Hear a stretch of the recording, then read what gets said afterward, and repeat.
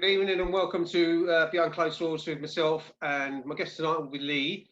Shortly, I should think Sandy and Sue will join us as well, but they're late on duty tonight as usual. But it's actually an honour because I watched Lee before I even came onto Wake Up UK, and I used to be in awe of listening to the guy because he could speak for England, and it's not that I'm gifted as like Lee is, but listen to him and what a great campaigner he is. Are you expecting someone called Lizzie to be joining? I've got. Yeah, sure. I'm letting them come in. Okay, cool. Lizzie, can you hear me? And Tony Jackson? No, at the moment. I don't want him at the moment. He's in the waiting room. I won't get a word in edgeways.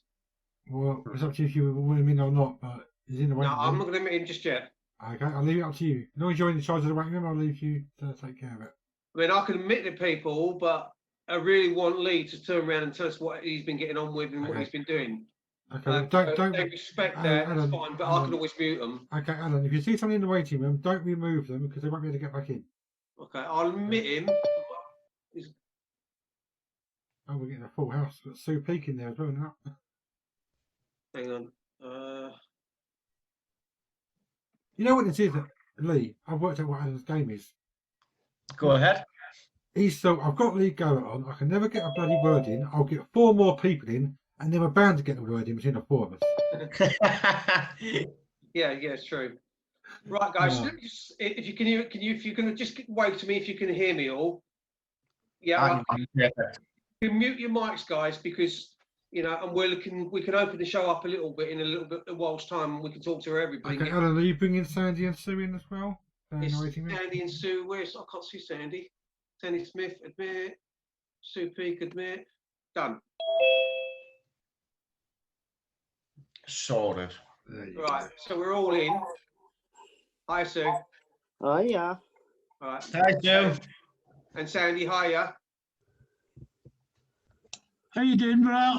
Not too bad. But what I'm going to say, guys, is what I've got to ask some of the guests that have come in. I don't mind people coming in. This is in, and Martin's in, and I don't mind people joining the show, and we can open it up in a little bit. But what I really wanted to, I've got a lot of time for Lee. Lee gave me time, and many times, and I wanted to bring Lee on so Lee can have a little bit of a chat to us, and then we can open it up in a little bit. So if you can remember just to mute yourselves, and then we won't hear anything in the background. Lee, good evening. Good evening, Alan. How are you? Nice to see you. I think you look well, although you say you're probably knackered. I'm tired. I'm very tired. Very run down.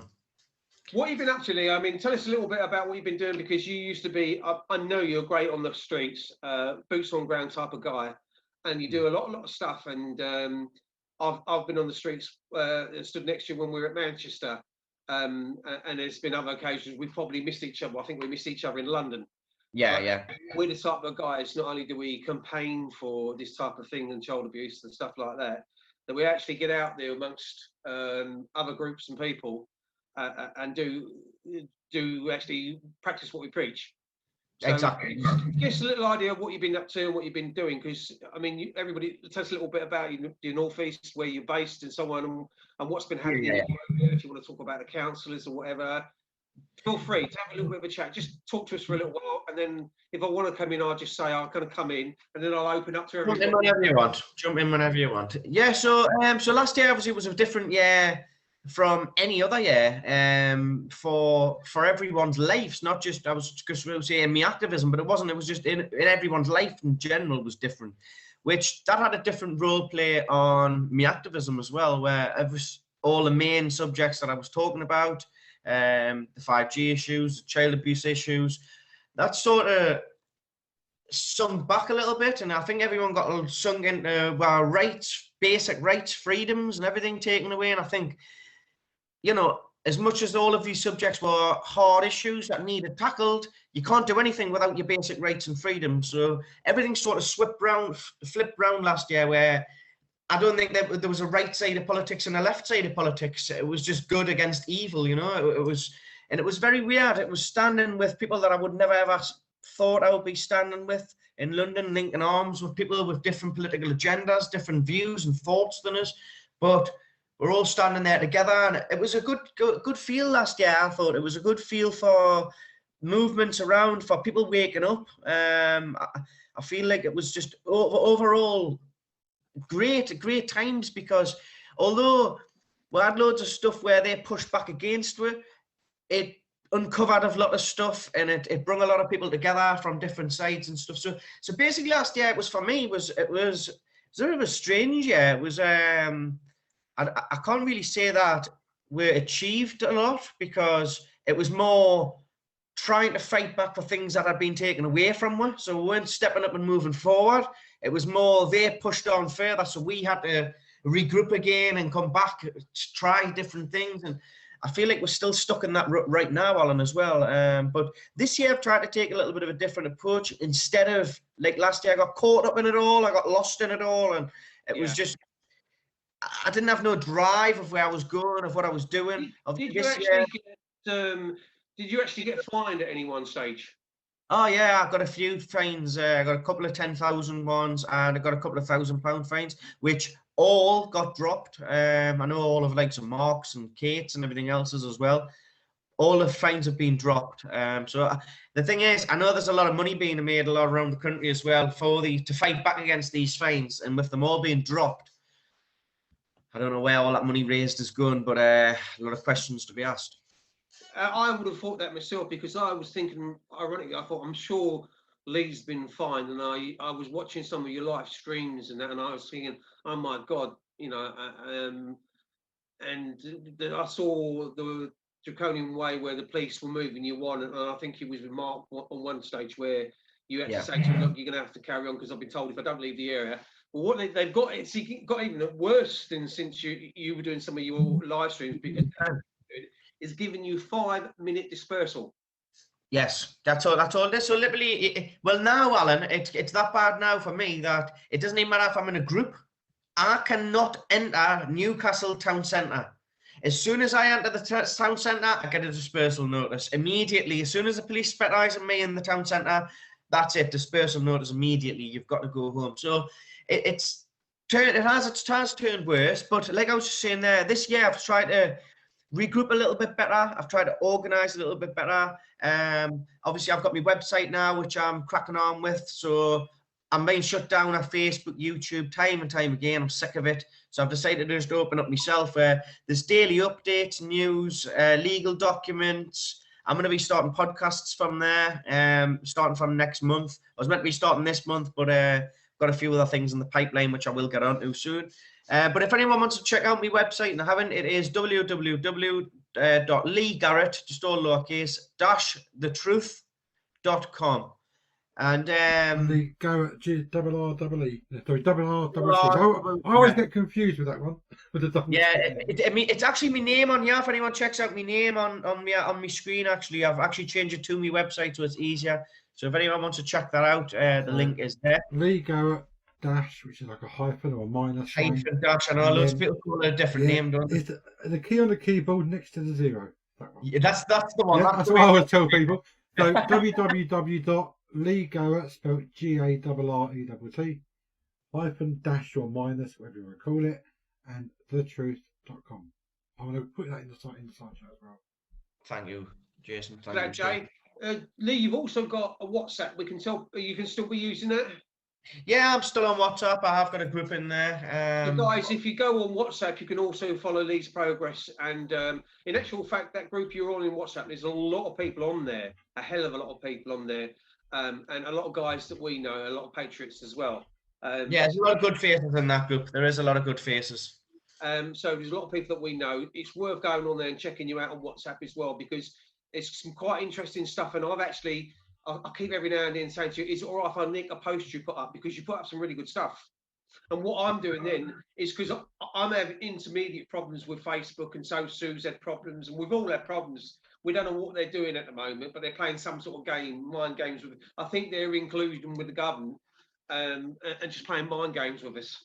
Yeah. That is what's going on. It's getting really bad, Alan, as time's moving on, and it's not going to get any better. The thing is that, like, you know, I've been on about this sort of thing for years now. Didn't know the exact way they were going to go around this, but you know, that they were going to take all your rights, freedoms, they were going to close everything down. They were looking to depopulate. They were looking to change the whole system, everything.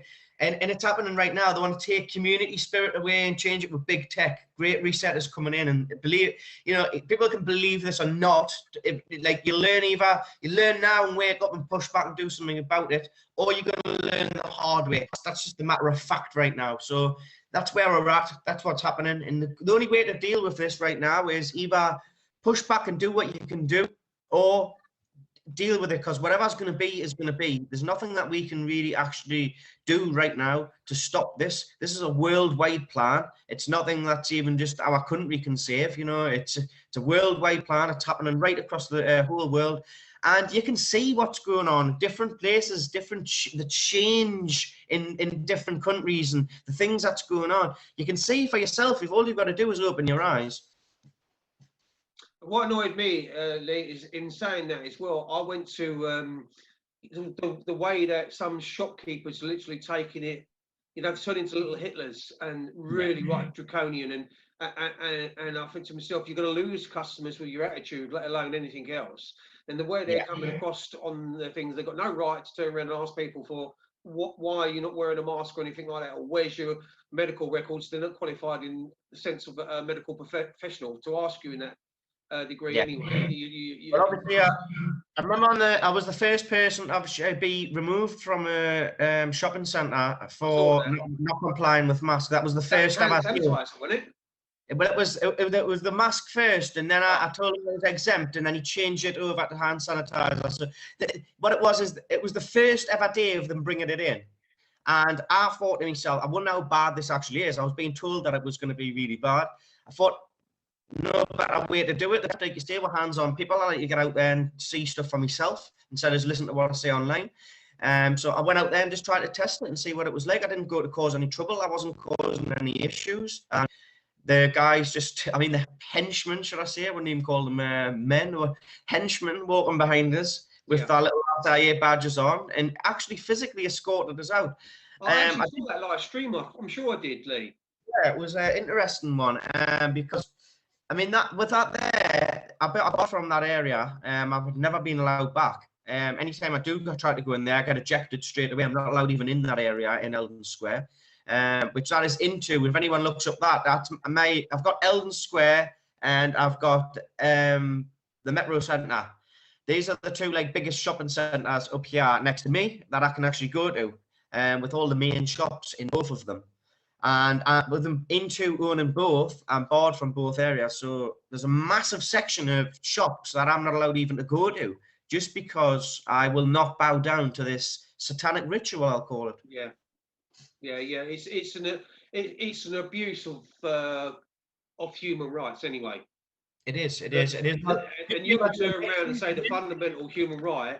I mean, what laws and regulations have been breached, and we are signed up to so many conventions in this country.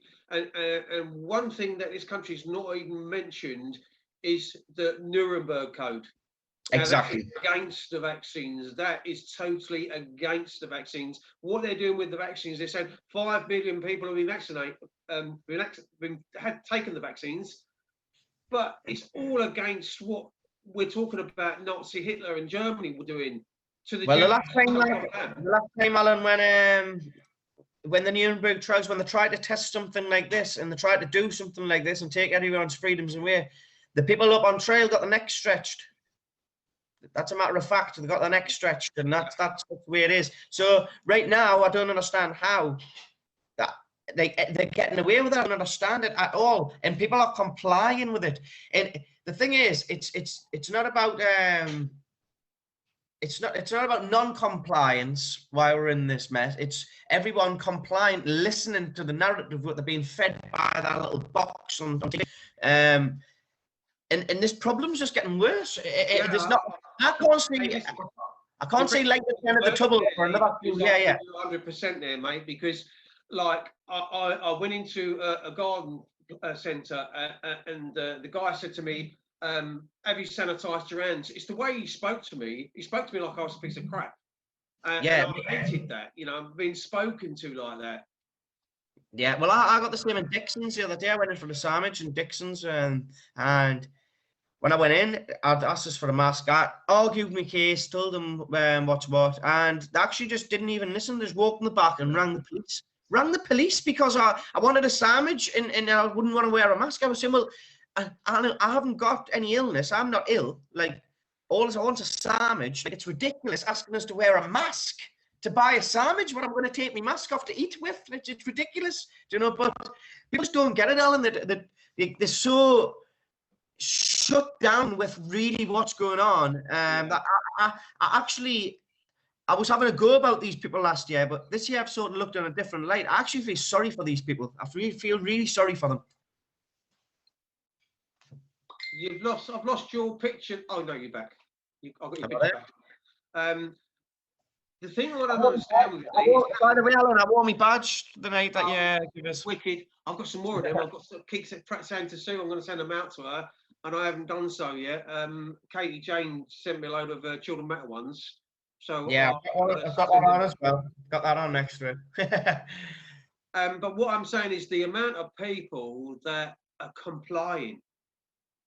I find it hard to believe. Like I said, you know, like I'm watching people driving down the road with cars with masks on, you know, and they walk, you know, they're driving down the road in the country, middle of the countryside, and they got their mask on, you know, and I'm thinking, so there's nobody else in the car, and it's just it's madness.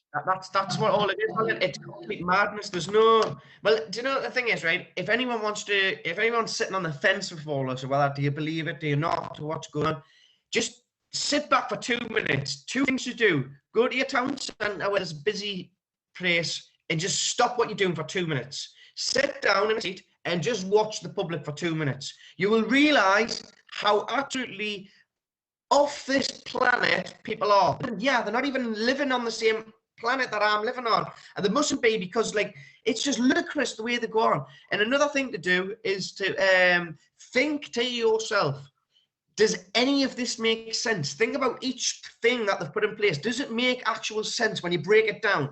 Not one thing that they've done makes sense to a pandemic anyway. Even if there was a pandemic, all the stuff they've put in place doesn't make any logical sense, scientific sense, medical sense, none of it. It goes against every code of ethics, morals, life skills, everything that we've ever learned. It goes against a lot of them. Yeah.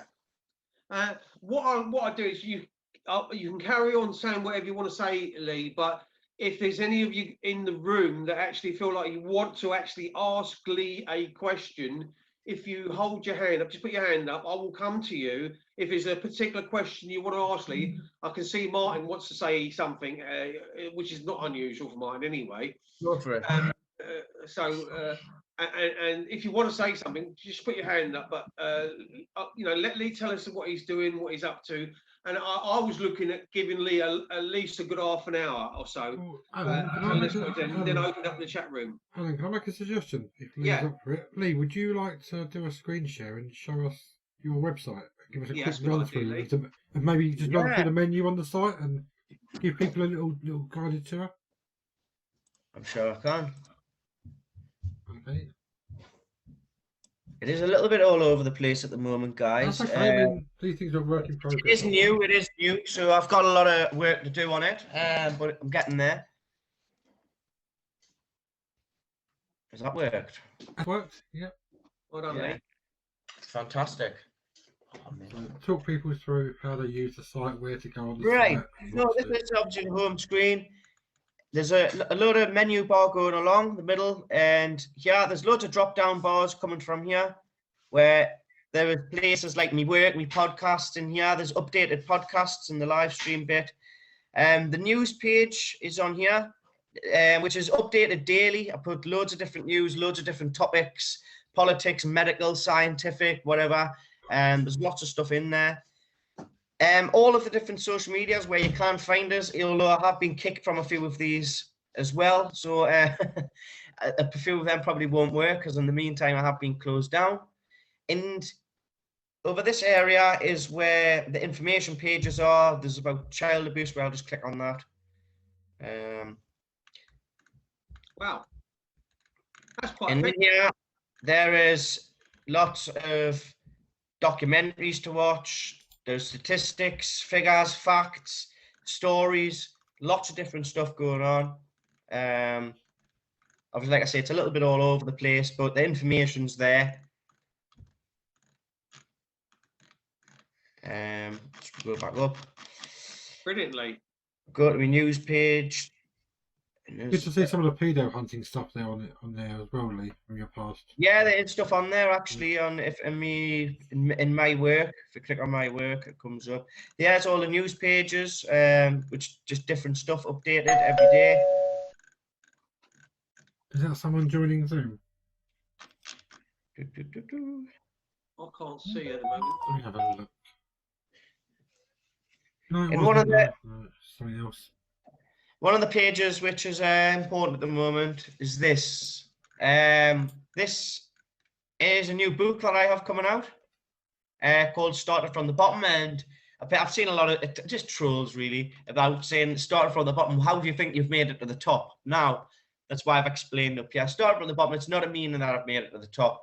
It's a story of how I pulled myself from drug abuse, depression, genuinely giving up on life, to now married with kids, giving my time, energy, and effort back to the people for my previous sins when I'm not spending time making memories with my family.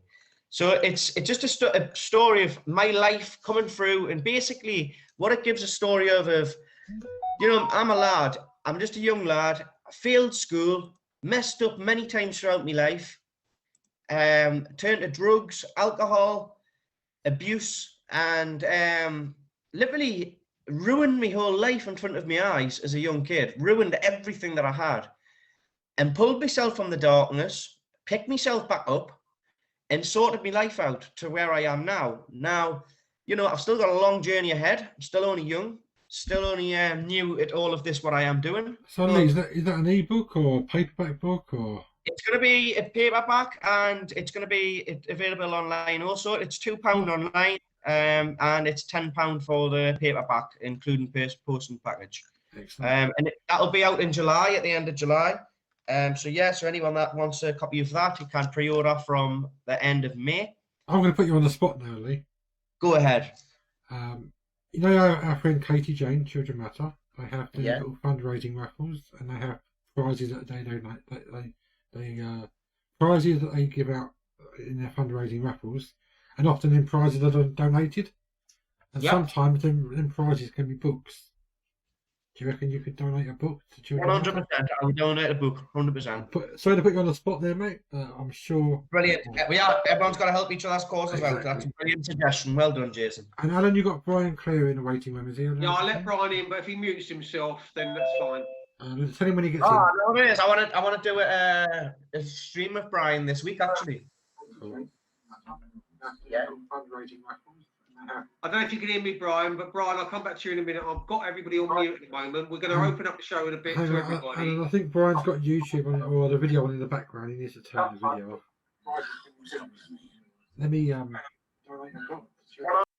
care of it for him. He's gone again. Oh, is he gone again? If he comes back in, I'll mute him until he turns the background. Yeah, no problem at all. Right. So anyway, we'll get back to our Lee. And Lee, this is brilliant, mate. What I'm looking at and what I'm seeing at, and for the price of it at £2, it's nothing, mate. Because when we talk about the cost of whatever nowadays, £2 is nothing. £2. It's nothing. And the thing is, on my website, everything on my website is free. There's nothing on there that you need to pay for at all. There is a donation page if you want to help out with the running cost, etc. But everything's free. I'm not in this to try and make money or anything. That's why I try and do these little things on the extra on top to try. It's a choice. Then it gives people the choice. You know, I'm not actually charging people for any information or anything like that. I am literally just if everything's free. But if you want to buy something on top to help us out, you can do. So then that's all it is. So anyway, I'll stop that now because let's see, I can go on my website. Right, I've put myself off of my back. Like I said, if there's anybody that wants to ask Leah a specific question, or is this something that they wanted to ask Leah, and the reason why they've come on as well, you know, if you want to hold your hand up and put your hand up, no, so you can ask them a direct question yourself. You can do that by just putting your hand up. But bearing in mind that there's quite a few of us in the room tonight, and we really later on want to try and get round the whole of the room and let everybody have a say. Sue's got a finger up. Sue loves to do the finger. Sue, you want to say something? This is my finger to you.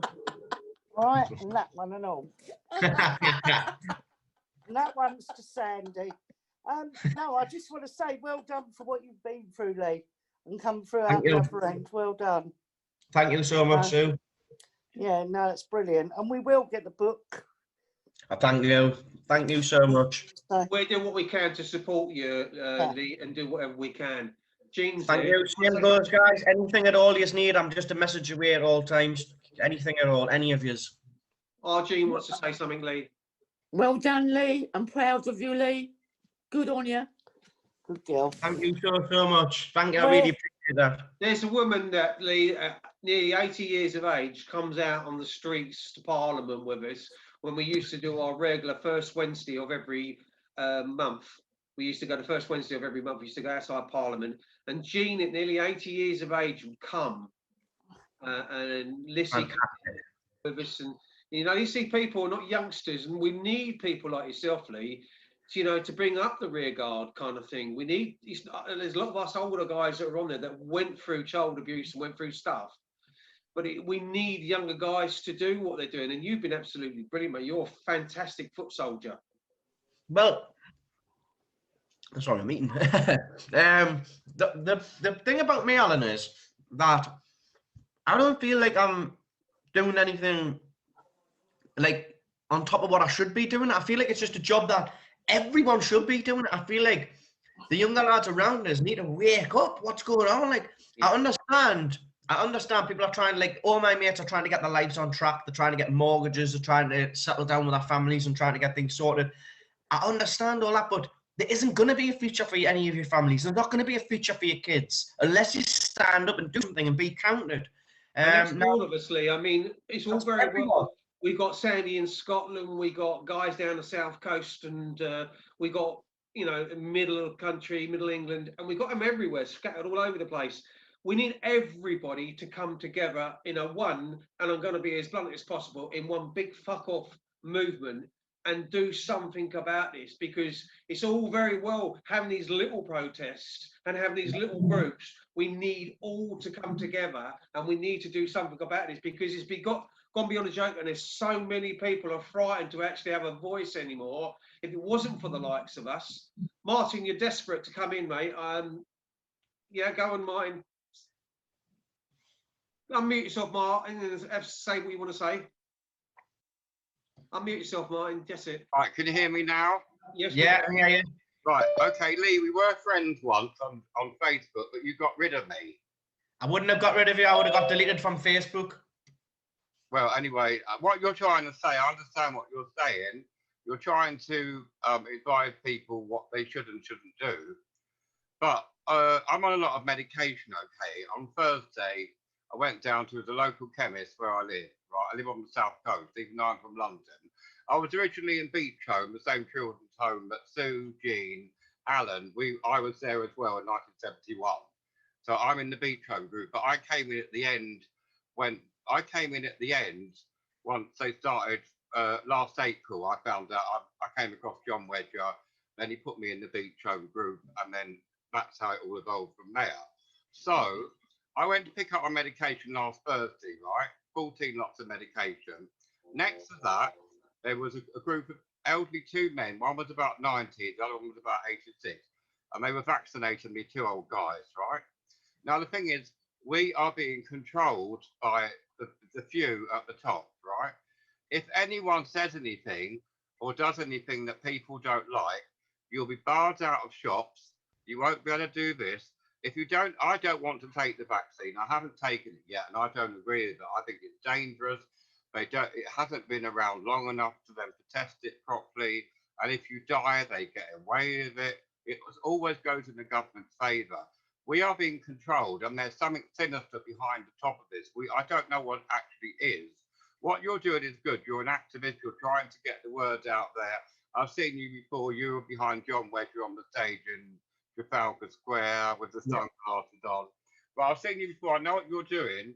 But the thing is, like with me, where I live, I don't like the manageress. I live in a small town, so we haven't got a load of shops like I would even have in London. So the manageress said, well, when you come in here in future, would you please wear a face mask? Now, I could tell her to go and blah, blah, blah, but I'll be barred out there and I'll be cutting my nose to spite my face. So I wear the face mask just to stop people having a go at me. People are being frightened, they're being pressurised. Unfortunately, a lot of men today, they've got no balls, they've got no fight, no one does anything, no one knows what to do, they're being controlled, and the GP surgeries are, and also in the Vic in Bournemouth, they're getting thousands in now, and they're vaccinating them by the cartload, tens of thousands of people, and they're just been doing what they're told. But you see, the thing is, what will happen in the future, if you don't have the vaccination, they'll say, oh, we'll stop your housing benefit, we'll stop your social security. How are you going to live if they threaten to stop your money, right? I can't work, I've got too many health problems, right? I'm 61, I'm a few years younger than Alan, right? I've had a stroke as well. I can't work. So if they say to me, oh, well, if you don't do this, we'll stop your social security, we won't pay your housing benefit, where am I going to live? So if I'm in that position, I'm going to have to say, oh, yes, I'll have the vaccine, even though I don't agree with it.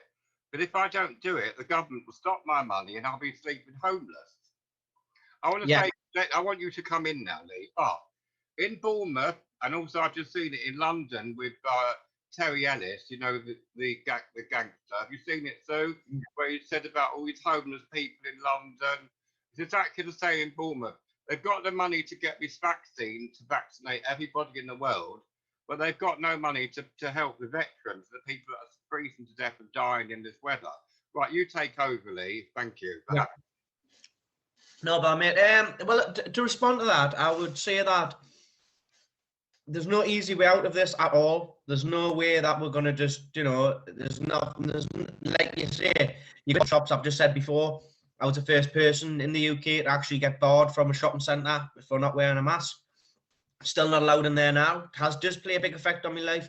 I've got to get other people to go and do me shopping for us when I need to go into these shops and stuff, you know. So it isn't good. Life's not ideal.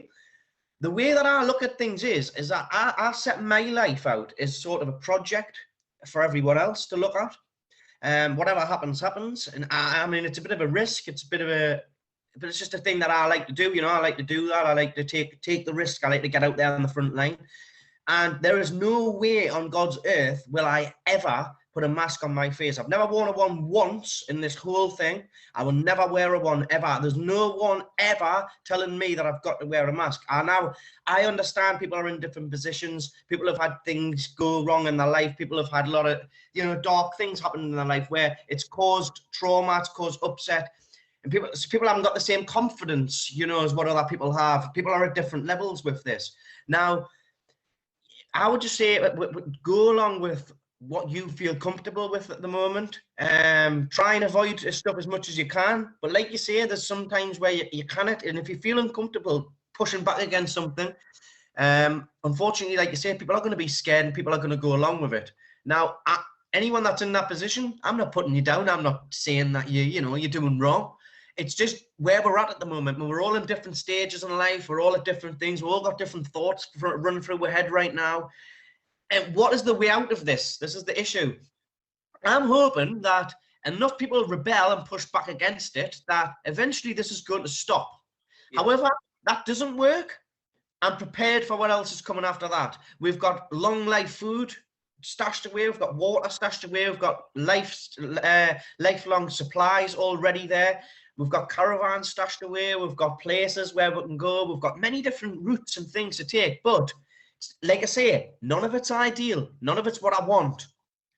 Let me just come in a minute, Lee. I'm just going to say that also, I know there's 8 of us in this room, so I'm going to give you all a bit of time to come in. We have to limit what we do and what we say because there's 8 of us in here, and I really would like everybody to have a say. And I want Lissy to come in as well in a bit, and Sandy. Not forgetting Brian's in the room as well. But I'm going to just turn around and say hi to the guys that are in the chat room. You've got Charles Ernest Spencer in the chat room. You've got Spear Throws in the chat room. You've got Kimberly's in there. and also Roy's in there as well. And Roy made a point that I actually was going to pick up on, Roy Pearce. People are saying get rid of the government at the next election, but will there be another government? And I said to myself, are we part of the new world order? I'll come into you in a minute, Martin, but I really want to let some others have a chance as well. Yeah, if you can just bear with us a minute, Martin, I will come back to you. But I really, really want to have a little bit of a one-to-one with Lee as well. I have to remember, guys, I'm juggling this, and Lee knows what it's like to be in the chat room and try and have as many as 8 people on the show. It's not that easy, and Lee it's not on. Do you take your time, mate? So yeah, so in answer to that, there's a very, very good point, and I was on with Roy last night with Sean and Charles, and make some very good points, and so did Spear Thrower, and we got some good guys that back us up and that come into the chat room and help us. Yeah, let me just bring in Brian. Did you want to say something, Brian? Yeah, my Brian. No, I'm just in the background listening. I'll just let Hello, my Brian. Hello, Lee. How you doing? Say hi to Lee anyway. How you doing, mate? Much love to you, Brian, mate. Well, I'm happy Sunderland won yesterday. Ah, shut up, will you? I let you get on. I'm just in the background listening. Yeah. All right, Brian. No problem at all. You okay, Sandy? Is there anything planned for the future? I mean, we have to be very careful what we say and what we do now, because we know that we're all being monitored, you know, and a lot of people say about the conspiracy theory and the Big Brother theory, but it happened to me. It's actually happening. We know it's 100% is happening. 100%. I know for a fact that that's going on. There's been court cases brought to me, myself, same with Mark Steele, where among in the past when I've been around Mark, and they've actually brought up conversations out of private groups, private WhatsApp groups, etc., and they brought them up in court. And we're looking at that thinking, hold on a minute, that when did that get said? And we'll research it, we'll look back, and the only place that was said was in a private group. How did they know that? How did the CPS know that got said? So 100% that goes on. Yeah, for your question, like I was saying, is anything coming up? Like I was just saying, I'm waiting for the spring, summertime now, to push back. I feel like it's too early. I feel like everyone else, the same as the animals going to hibernation. I do feel like people go into hibernation as well. No matter what anyone wants to say, it happens. It's the way it's happened. It's happened for many, many years, and that's just the way it is. But on the 30th of this month, I am doing something regarding the homeless. I am sleeping out for 1 week as a homeless guy. That's a brilliant one to do, and I will support you 100% on that one, Lee. Yeah, so I've picked me. I was going to move out of my area, but I'm not. I'm going to stay in Newcastle. I was going to just do it in Gateshead, my own hometown, but I'm not. I'm going to move out to Newcastle. I'm going to do it in Newcastle, but I'm going to stay out of right in the town centre. I'm going to try and go on the outskirts of Newcastle and try and go around to see the proper homeless people, not just the beggars in the town centre. I'm literally there with. I'm there for a week, sleeping on the streets, just with the clothes on my back, a sleeping bag, and a camera. That's it. No money, no food, no nothing else. I get whatever I get when I'm out there. That's it. And you're going to stream it. Are you going to have power banks, or somebody going to come, like the missus going to come and see you with an extra power bank or something like that? Yeah, so people coming to see us with battery packs coming, and that's it. There's no streams being done. Although a couple of people might see us when I'm out and bump into us and then say, "Oh, Lee, can we do a quick stream, quick video?" You know, and do that. That might happen. But apart from that, I'm not going to be able to stream. I've got no contact with the outside world, none with my family, none with my friends, none with online, nothing at all. I've got no contact with anyone. Lee, are we going to see you busking on the street? Yeah, 100% probably. By the third day when I'm starving, Jason, anything's possible. Yeah, but anyway, I just thought that was a touch, and obviously I'm doing the raising money for a new organisation who's came up, who's just linked to United Survivors, called Addiction.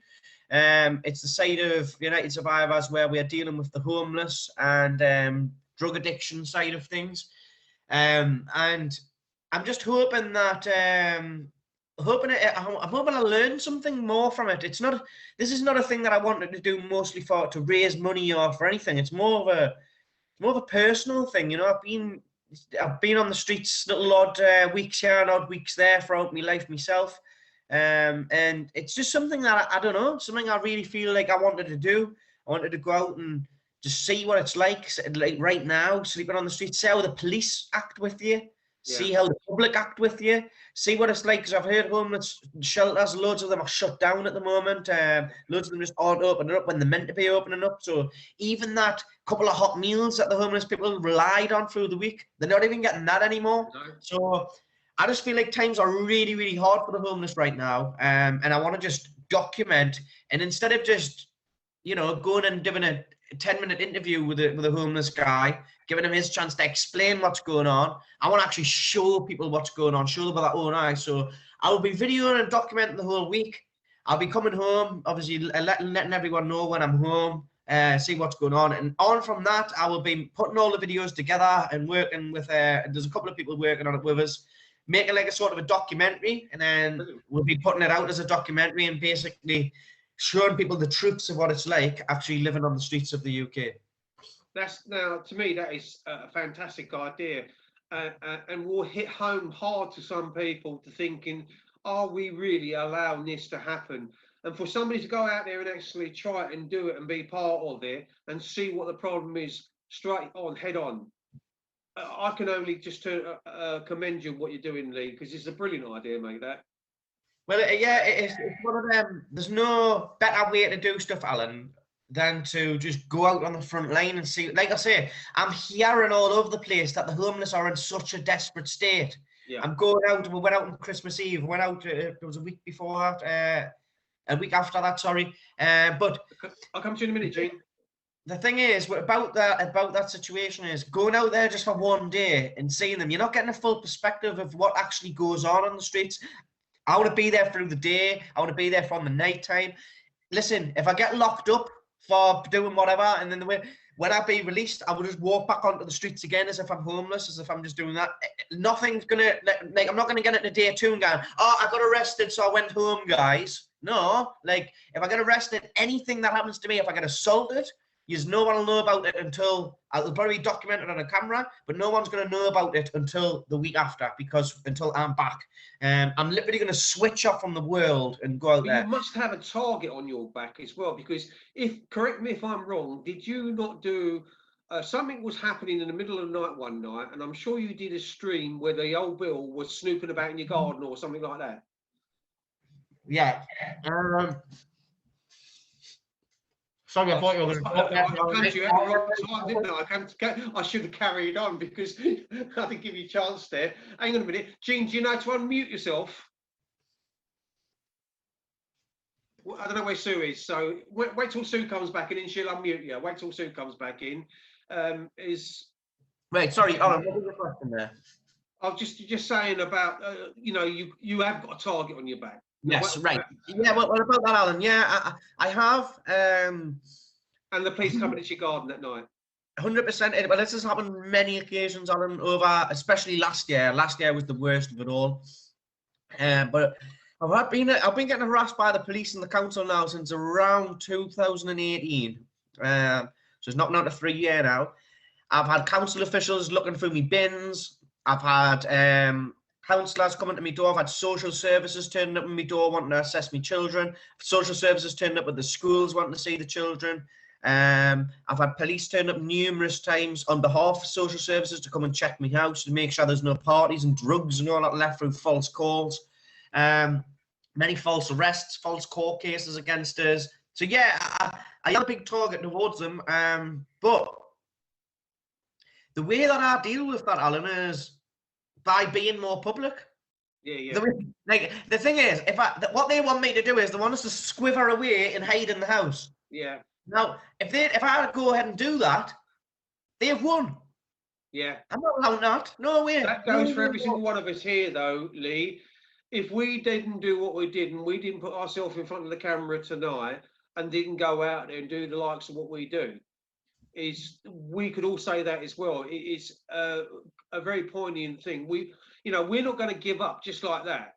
And what happens is I'm not one of them people that gives in easy. I had too much pushed in my face and shoved in my face when I was a young child and things done to me.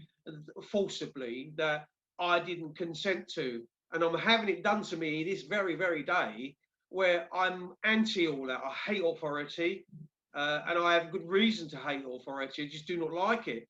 And this what annoys me is that the police can sit in vans of up to 12 of them without mask on and in a group, and yet they've got the right to turn around and say to you, where's your face covering, and so on and so forth, and nick you for being out in Joe Public when they're sitting in vans of up to 12 of them.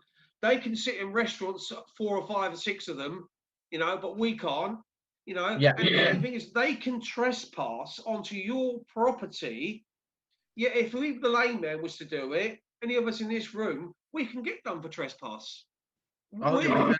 Well, Well, can I tell you one thing, Alan, right? Can I tell you one thing? And I just want to put this out there now, because I know a lot of people still swear by them. A lot of people swear by these common law letters to put on their doors, and noticed event like to remove the implied rights of access of people.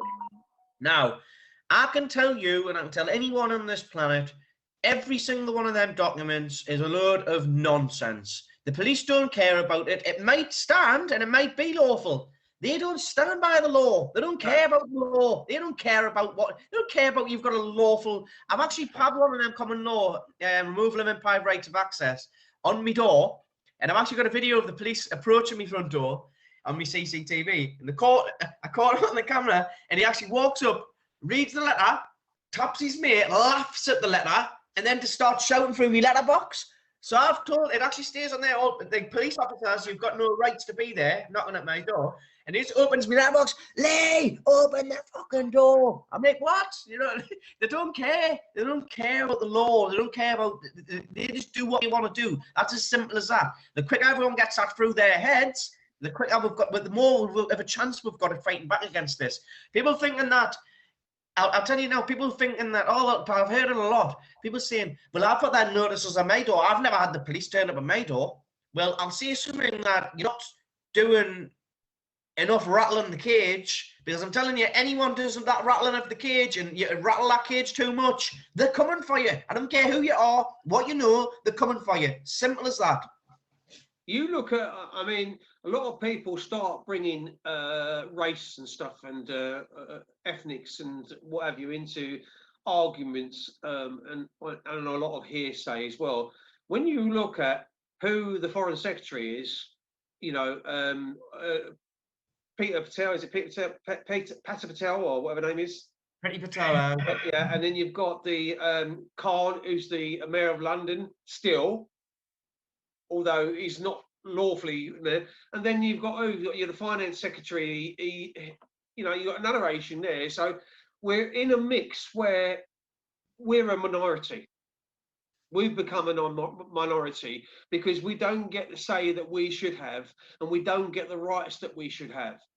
All of this has been eroded from us, and it's got worse because since last week, they've given us a 5-minute notice now on the streets. If you're not moving within 5 minutes, you will be fined. Yeah. And you have to give your details. You don't have to give your details. And I can understand what you're saying about common law. The laws, the main court law, where the police turn around and say, you did murder somebody under common law. They can use common law when it suits them. Exactly. That's the whole thing of it. They use it when they want. Because you've got to understand, this is the thing about it. All of these laws, even back down to the common law, every single thing that's been put in, they were put in place for them. Yeah. For them to rule us. They weren't put there for us to rule them. That was never ever the case. Not one law has ever been put in place for us. Never. No. There was always a background to it. Otherwise, they wouldn't have put it there. Why would they put something against it that we could use against them? They wouldn't do that. Having said that, Lee, having said that, our fundamental human rights, right? Yeah. And I'll say it again, our fundamental human rights are being eroded. You can't say anything, Jim, because you're moving at the moment. I have to wait till Sue comes back. That's exactly what's going on. They're just constantly, Alan, we're constantly fighting for our basic human rights. Constantly, there's a constant battle for centuries and centuries and centuries. There's been a constant battle for our freedoms all the time. And it's point there, Lee. You made a really fantastic point there. You turned around and said, and the most important word you said, are basic. Yeah, basic. That's all it is. Basic human rights. It's basic stuff. You know what I mean? Like, you're not allowed to do no more. Going and sit in the park. You're not allowed to sit in the park no more. You're not allowed to sit on a bench. You're not allowed to go and meet your friend. You're not allowed to see your grandparents. Basic stuff. This is just basic, knowledgeable stuff. Like basic things that you would never ever think in your life that you would be stopped from doing. Never. Never ever. Martin, did you want to come in? Just keep it short and brief, Martin, so it's like to a point and we can move on, because I want to try and get some other people as well. If you can just do a short, quick one, mate. Right, I've seen Lee before when the vaccine started coming. He was waiting outside a hospital. Do you remember that, Lee? Yeah. You're waiting out, right. What Lee's saying is actually true, but the thing is, unless, you know, I've got stocks of food in my home, like pasta, dried onions, in case we have a food shortage, powdered milk, tea bags, right? I've done that since last year, in case there's a food shortage. But what Lee is saying is absolutely right. We are being controlled. We're told what we can and can't do. But unless people club together and help each other, we're not going to get anywhere. We're flogging a dead horse. Because then if people say things like... But you've been even controlled by that, Martin, because if you're not allowed to go out and help other people, because the police can turn around and say, well, what are you doing? People, they were arresting kids today. Tell me about this 5-minute law, Alan. I've never heard of this one. What has this just been brought in today? 5-minute law? No, it's part of Boris's 2020 regulations. So what he's done, he's brought in laws or alleged laws under regulations. What he's trying to do is put in emergency acts. Acts and regulations are not law. Right. Yes. But what he's doing is like Lee turned around and said, with common law, which is the overall and divine law of the land, always has been. Yeah. Right? And they don't do it. Legal Eagles and the corporation do not use it because of the financial. It's all meant for, it's set up for others, not us. It's never going to be set up for us. It's always going to be set up for those that have. But where does the ordinary person on the street stand, has no power, has no money, has no one to stand beside them to help them? Lee said that they've got food, that they've got places to go. Well, not everyone has that. So what do you do? I'll tell you the hardest thing about it is not everyone's going to survive. That's the only answer I can give you. Well, a lot of people are going to this week, a 12-year-old boy committed suicide this week because people that have got mental health problems, they can't cope with it. They're going to kill themselves. Martin, I can't even put your hands on it because it's just going to get horrendous. There's nothing, like, the thing is, I can just do what I can do. Like, if a load of people are going to commit suicide in the middle of that, unfortunately, God bless them, but I can't do anything about any of that. That's out of my hands. Are you still there, Lee? Yeah. Can you still hear us? You're there still? Is it me? I can still hear you. Go on. Can you hear us? Yeah? My internet's gone bad. I don't know what's happened there. Yeah. So, like I say, I understand what you're saying there, Martin, but like, it's one of them things. Like I say, is not everybody's going to make it. There's going to be probably thinking in your head. If what people are actually doing in the way they're acting right now, you're probably thinking more people are going to die than what there's not. That may be the case. We don't know that yet. We're just going to have to see how things go. The thing what I would always say to everybody is that's watching this or who's on here is, look, it's the time now to become a little bit selfish and start looking after you and yours. It's time for you to look out for you and yours. There's only me. It's only me. I haven't got anyone to look after, but what I'm trying to think is, you know, if the food runs out, if this runs out, I've already got stocks of food already because I could see what was coming, right? Yeah. This is similar to what happened. My mum's family were Jewish, right? This is what happened to the Jews. They were round up. They were told, you mustn't do this, mustn't make trouble. They all got annihilated. We're doing the same thing now, but in a different way. If people don't stand together, but unfortunately, it's human nature. But we've been controlled, Martin. I know where you're coming from. I know what you're saying, Martin. But you know what we've got to try and understand is that it's the control factor. What we've got to try and get over. We've got to try and see past the narrative, and we've got to try and do something about this. And we can only do it, you know, as much as we talk about it, it doesn't change it. But even I've got to bring other people in a minute, Martin. I just want to bring somebody else in a minute, Martin. If you can just look, I'll come back to you in a minute. Lissy, I'll come to you for a second. Hello, everybody. I'm Lissy, and I just want to say, even though Sue's not there, Thank you for giving me the link. And I'll just be very briefly, you've just lit me up. It's beautiful to listen to you. And I've got your website written down, and I will do anything I can to support you, and I think you'll be all right. I've spent time on the streets. I won't go on about me because this is not about me. It's about the first time I'm here. But when I was 21, anyone's got a bad story like that, it's all about you, about this story. You know, because we're all together here, aren't we? But I'll just tell your story. So go on. I'm a bit deaf. I've just took my hearing aids out. So in 1984, I lived in the place where I was born, which was a police no-go area in Nottinghamshire, right? And I was 21, and I was through roadblocks getting to my mum's house. And these Metropolitan Police officers, it was a lot different then. And that's when I woke up, right? And then I went to sleep and I woke up again.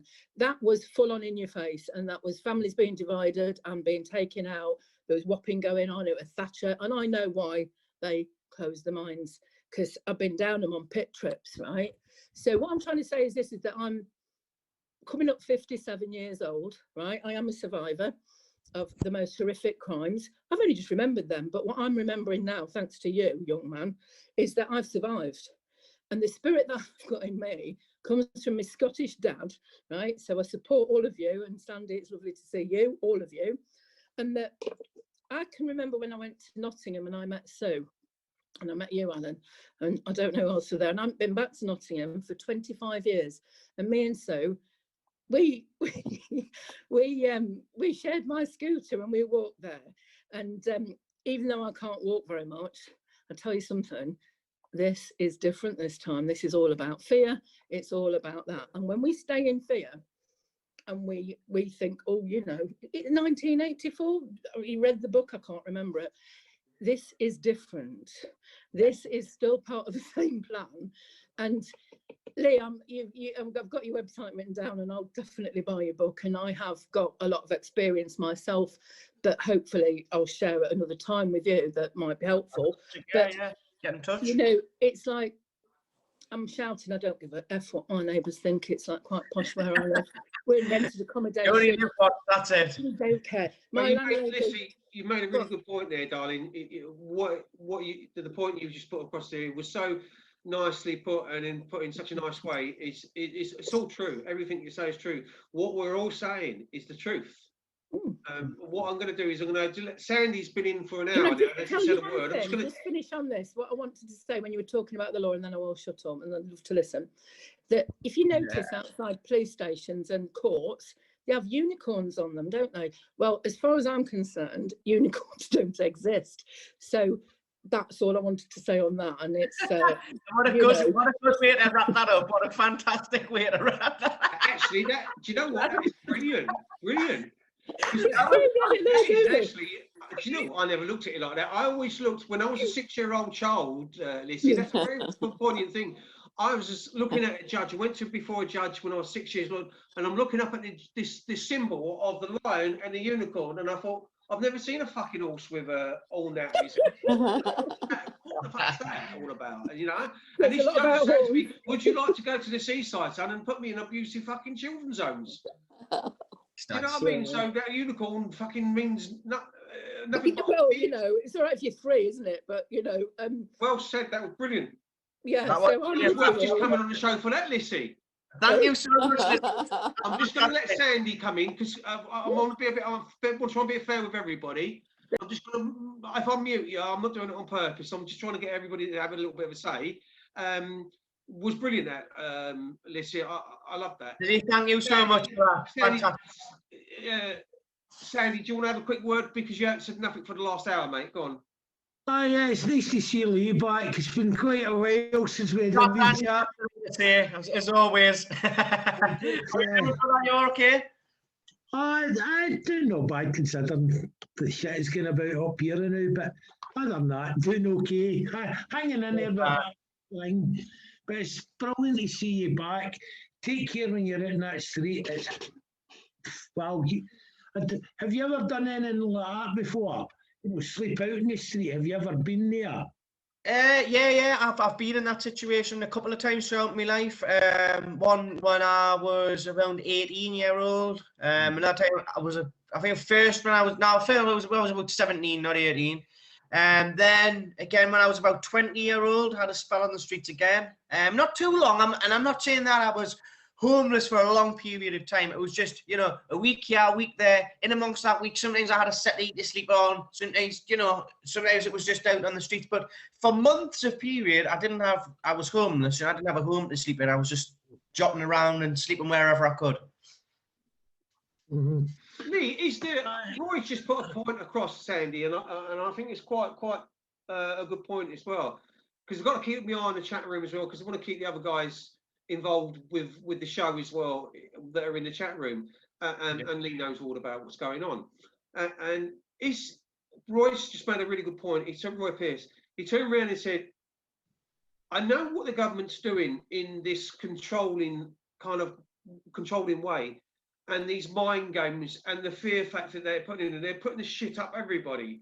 And it's like the news is just nothing but horrible, horrible, horrible every single night when you watch it. And it's their side of the story. It's a propaganda war. And for some people, as it got to the extreme with some people, like Royce just turned around and said, is it like, fuck you, Jack, I'm all right? You know what it is? Yeah, that's a brilliant comment. Yeah, you know, that, like, the thing is about all this, right, is, you know, I understand what other people are saying, getting people together and fighting against it. Other people are saying, wait on, you know, everyone's just, this is the problem, Alan. Everyone's thinking differently in their own head. There's no right answer. There's no wrong and right answer for anything that anyone's doing right now. Do you know how you live in your life? It's one of these crazy, crazy times where some people are going to go right down the rabbit hole. Some people are getting too far down the rabbit hole. Do you know where they get too conspiracy minded? It's going to, they're doing their own minds in. You know what I mean? Their own minds are battered. Where I feel like I'm just taking every day as it comes, chilling. I mean, it's There's great. a point about that, Lee, because you could be, say, like, hypothetically, you could be sitting at Wimbledon watching a tennis match, but you've got no players. All you've got is a couple of machines that's going that fast, you don't know whether to look left or right, because you don't know where it's fucking coming from. That's what's happening right now. You don't know where it's coming from, you don't know what's going on. And that's why I've got my children obviously out of school.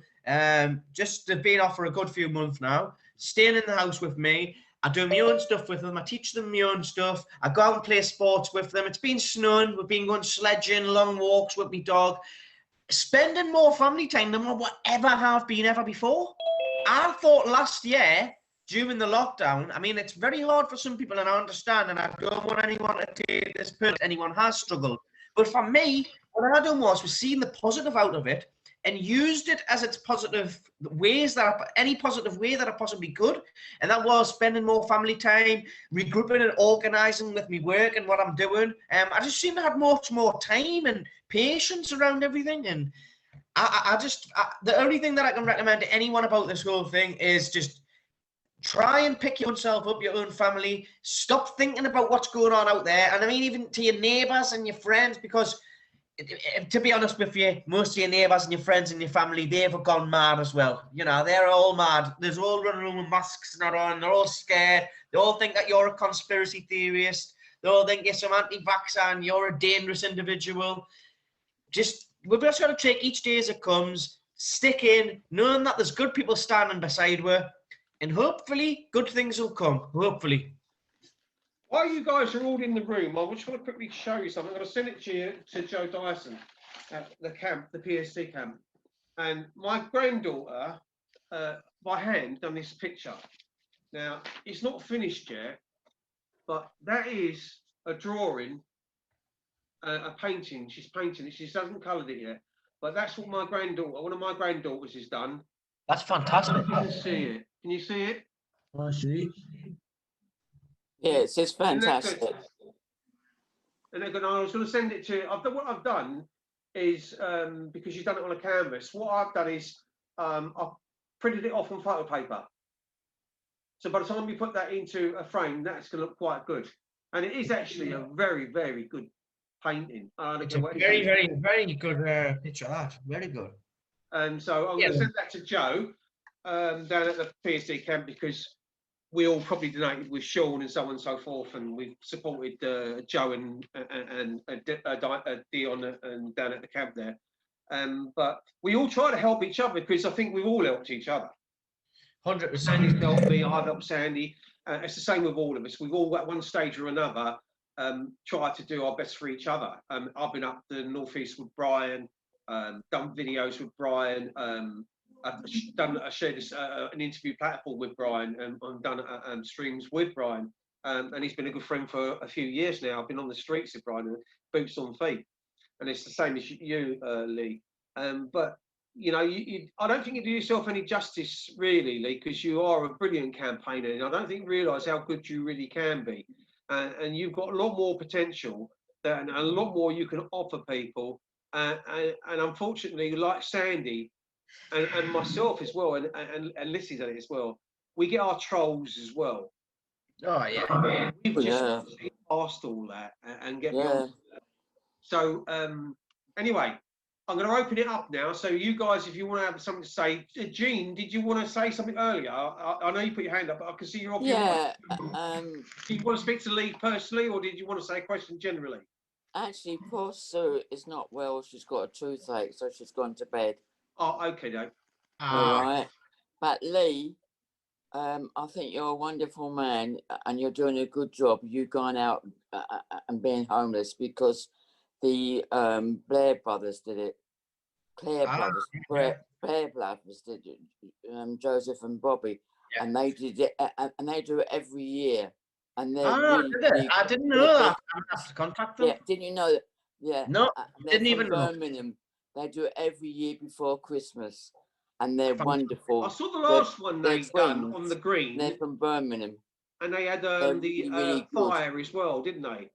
Yeah, I love Joseph and Bobby Leg. I love them. Fantastic, the two of them. They are fantastic. But I didn't know they'd done that, actually. I didn't know they'd done that. So I didn't know they'd done it. Fantastic, Lee. They're fantastic. Yeah, I like them. Fantastic. So I'm going to reach out to them and speak to them about that. Actually, did you want to say something, Martin? I'm going to bring Martin in just to see what he's got to say.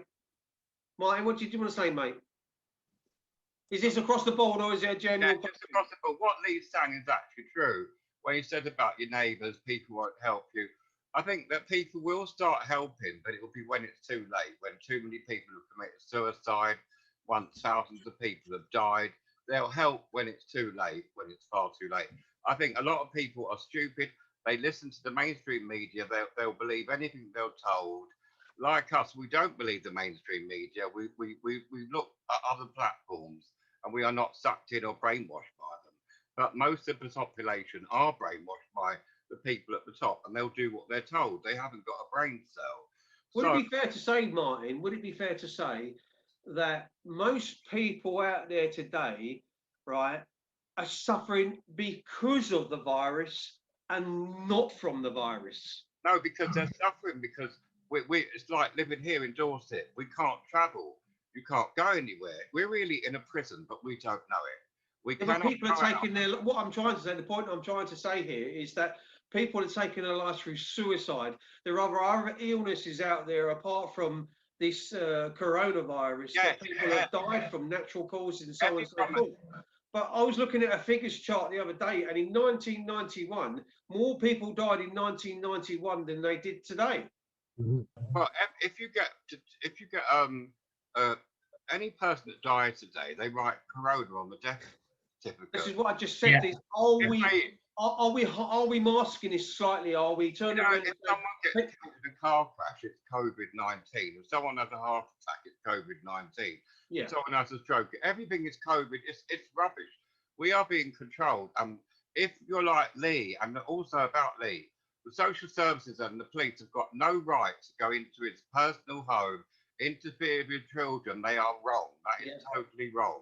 Yeah. But they think they've got the right to do that. They've got the right to interfere because you are an activist, Lee, and you tell people and you're not frightened to open your mouth. That's why you're being targeted. If you were to shut your mouth and say nothing, then they would leave you alone. They wouldn't even know you exist. But we need more people like you, activists, to get the word out there so people know what's going on. Instead of being brainwashed. There are some good ones out there, Martin, and on that note, and when I said there are some good ones on there, and on that note, I'm just going to let Jackie come in, because Jackie is one of them so-called people. Now, I think Jackie's absolutely brilliant. Jack, you there? Hello, darling. You all right? Yeah. Hi, my Lee. How you doing, darling? Hello, my lovely. How are you? I'm good, thank you. It's nice to see you. I haven't seen you for ages. Lovely to hear your voice, Jackie. Say what you want to say, Jack. Yeah, and you too, darling. I've not seen any of your lives as regards your doing your homeless thingy for a week. Have you put any up? Because I've not seen them. Yeah, I've done a video on Telegram and Instagram. I will be making a promo video this week. Maybe probably be tomorrow to advertise it properly. But yeah, I think there's a video on my YouTube channel as well, which is up there. I'll tell you what I will do. If you go onto my website, Jackie, and go on the news page, and after I get off here, I will put the link to the video on my news page on my website. Can I just come in a second there, guys? Just let me come in here a second. Is Jason still about? He's skiving. He's asleep. He knows. Because sometimes I don't know if there's anybody on after us if we've got as long as we want. Because if we've got as long as we want, then Lee, there might be a chance that you can actually put a link in or put something, or if you can play something, and we can watch that. Yeah. To give some people a better idea. Would that not be a good idea? I don't know. That's a brilliant idea, Al. That is a good idea. Is that okay with you guys? Yeah. Yes. Brilliant with me. Yeah. I know you guys have got as long as you want. You can stand for as long unless Jason tells me otherwise, because I normally have a 9:15 cut-off point, and it used to be on a timer where you was automatically cut off. But don't think there's a show after us, so we might have a little bit of an extension tonight. We're keeping you awake, Sandy. Hey, sorry. You know what? I really want to congratulate you. Just remember, guys, just remember to mute yourselves when there's something playing, or if somebody else is speaking for a long period of time, because 2 or 3 people have got their mics off. Any background noise will be picked up, so just remember that, guys, please. I think I found it. Is that up there on the screen, yeah? Yeah, you got it on the screen, yeah. Brilliant.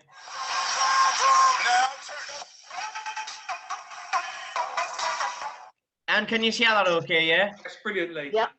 Right, no problem. Hi guys, and thanks for watching. If you would like, please share, like and subscribe to try and beat the censorship. Now, every year, for the past few years, I've done something around Christmas regarding the homeless.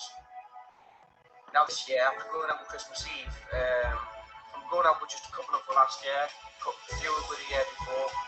To this year, having a big team of people out, it was amazing. Brought some great uplifting to the homeless, kitted them out with new shoes, new hats, gloves, scarves, socks, food, hot drinks, etc., etc., etc. Now, after watching the rise, what's going on, and watching the extended drug abuse that's among homeless people right now, I couldn't just leave it there. Something done on us. I couldn't just leave it. So what I've decided to do, guys, starting on the 31st of January, which is a Sunday, I will be spending 1 week with nothing other than a sleep bag, clothes on my back, and a camera.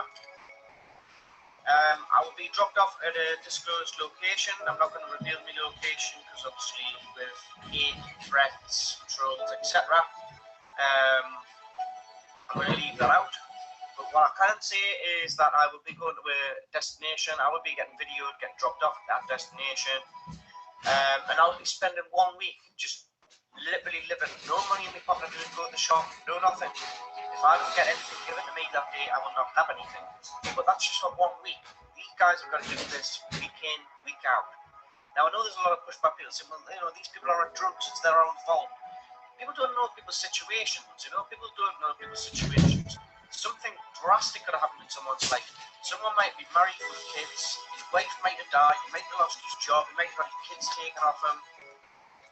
You know, life just totally took a spin and just totally spiraled out of control. To the point where he's depressed now, can't fight for his kids, but he's got no money, he lost his house, and then he's put him in that position. Now, he can't get through living on the night, he can't get through sleeping outside too cold, so he ends up taking something just to take that pain away.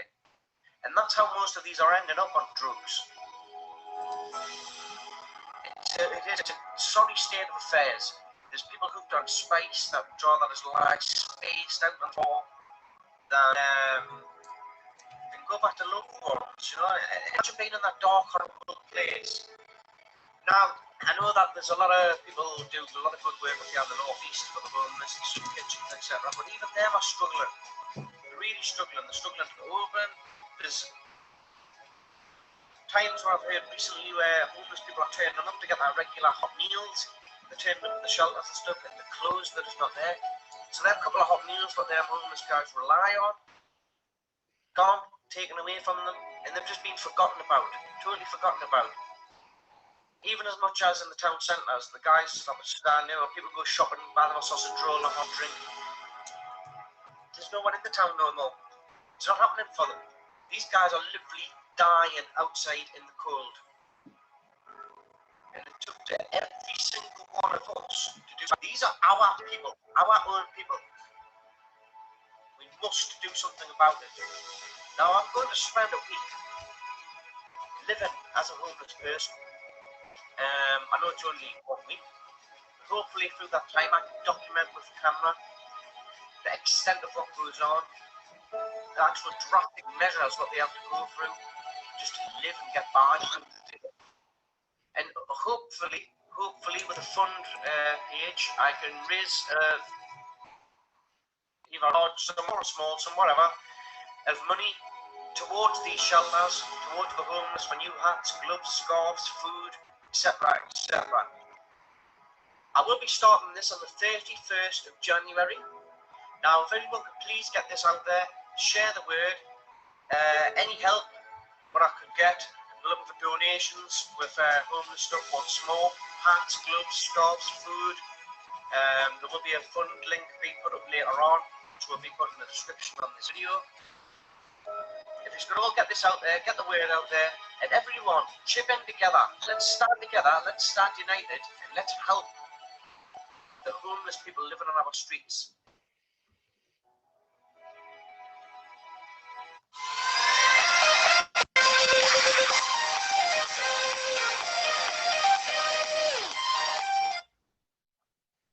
Brilliantly put together, Lee. Brilliant. Yeah, well done, Lee. Absolutely brilliant, mate. Well done, mate. This is what Jack. This is the thing that I like about Lee. When Lee does something, I mean, there was a time when Lee was doing the show on Wake Up, and he was on his own one night. And Lee's one of them people who's a bit like Sean. They can speak till the cows come home. You know, there's no stopping him when he's on one. I find that difficult to do. I need people to work with and people to bounce off of, kind of like in conversation.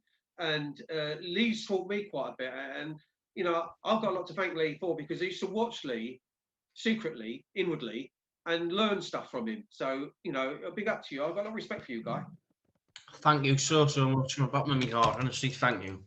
Means so much, honestly, because he's all amazing yourselves. That's the thing. He's all been through so much in your lives and loads of trauma, and he's got through it all. And you know, not one person is a victim; every single person's a survivor. And he's got through it, all surviving together and still surviving together. And that's what counts. We're all still surviving together. That's what counts on it. Good point, Brian. Are you there, Brian? Yes, indeed, I am. You've been listening in the background there, and you haven't said a lot tonight, but listening in the background, do you want to add something or anything? No, just that I think he's all doing an absolutely tremendous job. I've known Lee, they're talking about Lee, I've known Lee's work for a while. Well, Brian, we're going to do a stream this week, aren't we, anyway? Yeah. So Brian's going to be doing a stream and putting out some truths this week as well. So I'm going to be doing another stream with Brian later on this week on my own channel as well. Brilliant, Lee. If there's anything you need at any one stage, Lee, if I can help you, I will help you. If there's anything you need, and then you're more than welcome to jump on this show at any time you want. Fantastic. Come on there, and it might be worth just, you know, every now and then just putting a couple of quid in just to see you, even if you jump on it. Or I would like to have seen you still on it, because I think you're a great host. Yeah. The thing is, obviously, the things happened. You know, me and Jason did have a bit of a fallout over things which couldn't have been helped. Really, it was just things that happened. But the thing is, this is the thing with me. I don't hold no grudge. I don't hold no hate. I've got no hate. I do all this out of love and peace and unity. If I do have a fallout with someone, you know, I'll say what I say and it's done. It's forgotten about. And that's where it's left for me. So I've put everything behind what we've said and just moved on. Having said that, Lee, we've got to say and state this quite clearly, that we cannot change everybody's opinions. There are a lot of people with opinions out there, and people will have their opinions and people will have their say, and then we let them get on with it. I am of the go to the extent that if people have got something to say, all well and good, say it, get it off your chest, but don't go dragging it on for a long period of time. Exactly. And that's the thing with me. That's why people think to me that I rant on a bit. But that's because I'm not one of these guys who would ever sit pissed off about something and just sit there like a mug. You know, I wouldn't dare ever do that. If I'm pissed off about something, I'm going to tell you that I'm pissed off, and I'm going to tell you why I'm pissed off and who I'm pissed off with. And that's that. You're going to get it, you're going to hear it, and then it's going to be the end of it. And that's that. That's all there is to me. So some people might think sometimes I'm a little bit forward, I'm a little bit strong-minded with stuff, but it's just the way I am. It's not nothing done in anger. It's nothing done in hate. It's just the passion, really. That's what it is. It's more passion than anything else. I find with myself, I'm kind of like that proverbial, if you corner me, right, I will come out of that corner and I will come out fighting. And yeah. I'm almost like the proverbial rat going for your throat. You know, if I feel that there's a need, then I will use nastiness to have a go back in a nice way. I don't want to do it, but you can some people by doing this trolling, and it doesn't help. And at the end of the day, it doesn't get any of us anywhere. Sandy wants to come in. Sandy, do you want to say something, mate? You're muted, Sandy. Hi, Sandy. Sorry, you're talking about these trolls. Now, most of these is on here know what happened to me last week with a certain woman. This is started again, and this time it's vicious. Sue's getting brought into it this time because she come to my defence, and this is getting sent out. Wow, the things that's getting taken out of context, and people that doesn't know the truth about things that happened. They're the most evilest people I've come across. 100%. Well, Sandy, I've had recently, I've had people post pictures of me home address, like where I'm living. Where I've got children in the house, small children, both under 10-year-old. Why would anyone want to try and cause trouble to a house where there's children anyway? You know, the vile things. I've had a guy named Frederick Price. I'm not even bothered about naming him. I'm going to name him. Stating that they got a guy to ring us and say that he was going to rape me mum. Nice people. So what I said was that my mum was dead. You know, like just to see what he would say. He says, right, I'm going to dig her up then. I was like, you dirty, horrible bastards, what you ought to say that. Then it turns out Frederick Price is writing other stories and stuff about me mum being dead, and he's saying that, did your mum abuse your children? Is that why you've killed her? And all of this is just nonsense. I just made it. There's actual victims, and it's survivors, should I say, out there that are suffering, and yous are just making a mockery of it to try and put people down on the internet over this stuff. You sick, deluded, horrible people. Yeah, and I tell you this, your soul will burn in hell forever. That's all I can say. You know that I'm very friendly with John Wedger, Lee, And to everybody, John might not be their cup of tea, but I've known him for quite a few years now, and I've always got on well with him. I've never seen any proof of some of these trolls and some of these opinionated fuckers that have got something to say. But I've always stood to John's defence, and I always will. And he had exactly what you're just saying. He had people taking photographs of his house where his children were living, and he had people putting it online and posting all this shit about what he had and what he didn't have, and trying to make him out to be quite a bad person by putting stuff on there. All his personal stuff was being put out to the whole wide world, and he got to him in the end. In the end, he just came off of it. He said, whoa, I can't handle this. It's too personal. When you start attacking my home, where I live, my family, I can't do this. I can't do this because it's getting too personal. And there is some hate out there, and somebody is going to do something untoward, and you just can't put yourself in that mindset. Yeah, 100%. But what I will say to that, Alan, is they better be prepared to kill me before I stop, because there's nothing that all they can do to me that's going to stop us. As long as there's no sight of any trouble, I get my wife and my children out of here. I move them out of here, out of the area. Once they're safe, I'm fine. I don't care about me no more. You know, I've got that through my head, exactly what I was saying to Martin before. Like, there's many people in this that isn't going to make it. Now, if I'm one of them people, I'm one of them people. That's the way it is. But I'm not gonna give up just and bow down. I'm gonna fight till the death, fighting, kicking and screaming, and that's the way it is. There's no one. I like about you, because you just turn around, and it's poignant that you say that thing, the truth. Now, what you just said is so on the money, because let's face facts. Some of us in this room today might not make this, and that's the truth.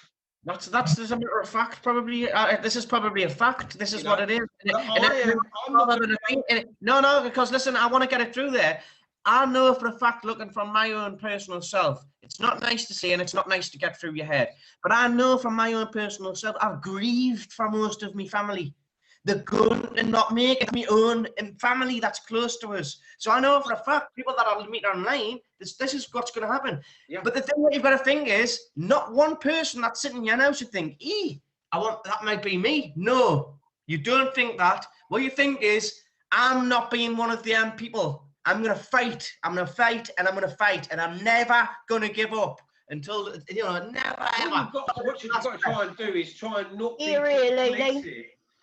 What you've got to try and do is not be complicit in what this government tries to do. You're not going to turn around a child that's been abused and treated the way that we've been treated, and us survivors that are in this room. You can't tell us, right, to give up.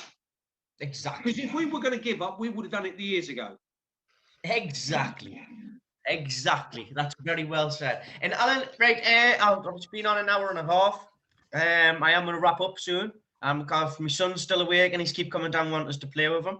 No problem. I just want to say a quick word to you before you go, Lily. Any last questions? I will stay for another 10, 15. Yeah, there's a couple I want to get questions in before you go. I'll open the room up to everybody, so everybody can unmute themselves in a minute. But try and speak with each other rather than over each other. So what I'm going to do first of all, Jean's got a finger up. Go on, Jean.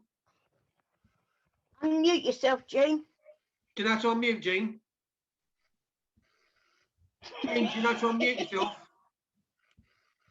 Jean, you've got yourself on mute, love. Sue's gone upstairs and she's muted. So anyway, Jean, you're on mute, mate. We can't hear you. We won't be able to hear you, Jean, unless you unmute yourself. So press the little mic button. You know the mic button, Jean? Just get the cursor. That's it. Am I there? Am I there? Oh, she's done it. She's done it. Yeah, you've done it. Well done, darling. Hey! What I say about John Wedgwood, Alan, I agree with every word you say, because he is a marvellous man and he's been supporting Beach and Warriors from day one. And he don't deserve for what he got. Those trolls need hanging, every bloody one of them. That's what I've got to say about it. Also, I'm a survivor and I'm fighting for child abuse, and I'll fight till the day I die. Well done, Jean. Brilliant. Said Jean. Well said, Jack, Jean. did you want to come in there quick? I'll come to you in a minute, Liz. Yes, darling, I do. Just a quick to reiterate what my Lily just said about this Frederick Price, No. the troll that he is. He's good friends with another one that we know of, Fanny Jones.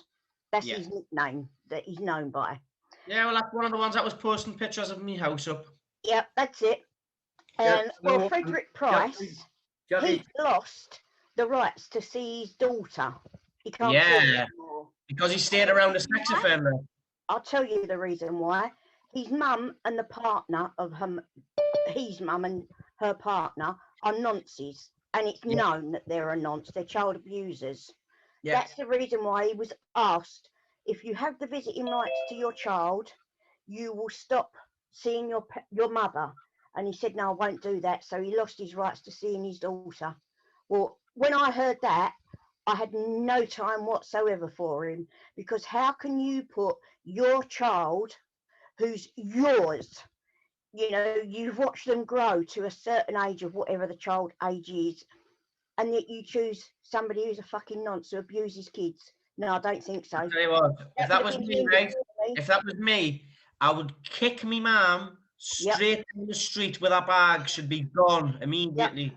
In fact, I wouldn't even be in that situation, because if any one of my family members got found out to be a nonce or protecting a nonce, you're gone. You're never speaking to you ever again. Never.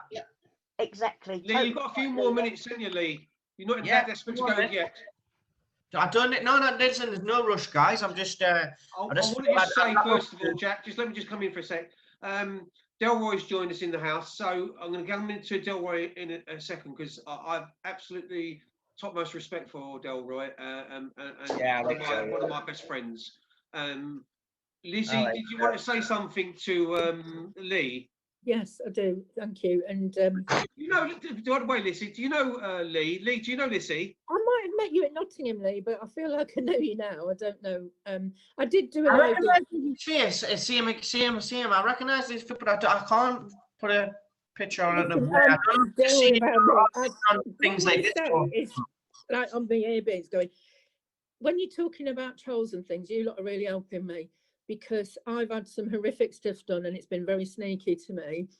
And what happens to me, despite the fact that I don't give in very easily, it hurts me a lot, right? A lot. And because I really do love humanity now, which is something I never thought I'd say. On that note, I want to just inform everybody, I live down on the south coast somewhere in a very sneaky, horrible place, right? I'm not from down here. And the hostels where they're putting my homeless friends who've lived on the streets for years, right? The staff that are working there, that they've got in the agency staff from all sorts of places, I live near the sea, are sending out the young addicts there with the shopping lists and getting them to go robbing, and then there's all sorts of stuff going. So it's not actually that safe in these hostels. That's the first point.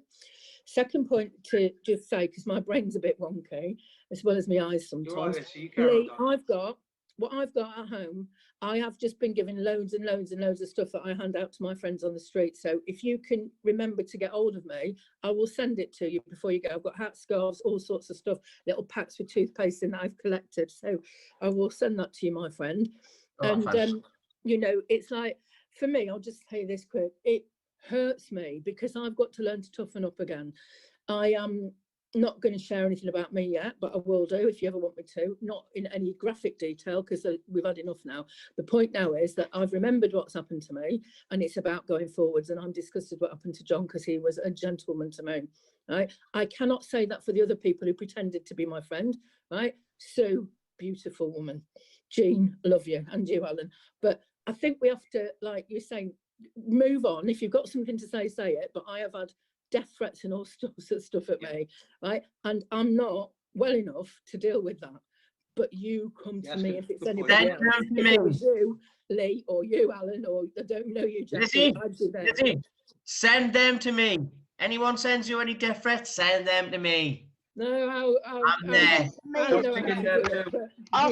Guys, I'm just gonna I'm just gonna listen. I'm just gonna let Delroy come in quickly Go on, because 'cause I know I Lee go wants on to get too off. much, good. Thanks, Lizzie. Thank you so much. And I'll point you in the right direction anyway, Lissy. And I'll give you some directions and some links to Lee's Yes, package because I anyway. want to send it quickly. No the big problem at all. packet I'll stuff. sort you out, Lissy. Don't worry. Thank you. Delroy, Thank are you you. there? Yes, Alan, I'm here. I know you want to say hi to Lee anyway. Yeah, right. I want to say hi to everybody who's in the chat. It's great to see everybody here communicating. Obviously, I can see obviously Jackie. I mean, Jackie know each other well. Lee's good to see. Sandy always comes in with us when he's here, which is great. Brian's coming a couple of times. Obviously, Lizzie, it's great because you're new, so it's first time I met. So hi, Lizzie. No, so we've got Tony Jackson and hi Tony because it's first time I've met Tony as well. And I was just going to say, Alan, I'm going to speak to you shortly. Ken's got back to me, and I'm going to have a Zoom meeting with you. So he's had a bit of some, he's had some resolution sorted out. So we're getting back on track again, which is good because again, what I've noticed with this, and I think Lizzie just pointed this out with John Wedger. What I've noticed about this, and Alan's consistent, and we've spoke about this at length in detail. It's great having Sue on here. It's great having Tony, and it's great the fact we've got Sandy on here and Sue's friend on. It's fantastic because we've got the survivors coming together. That's what's needed.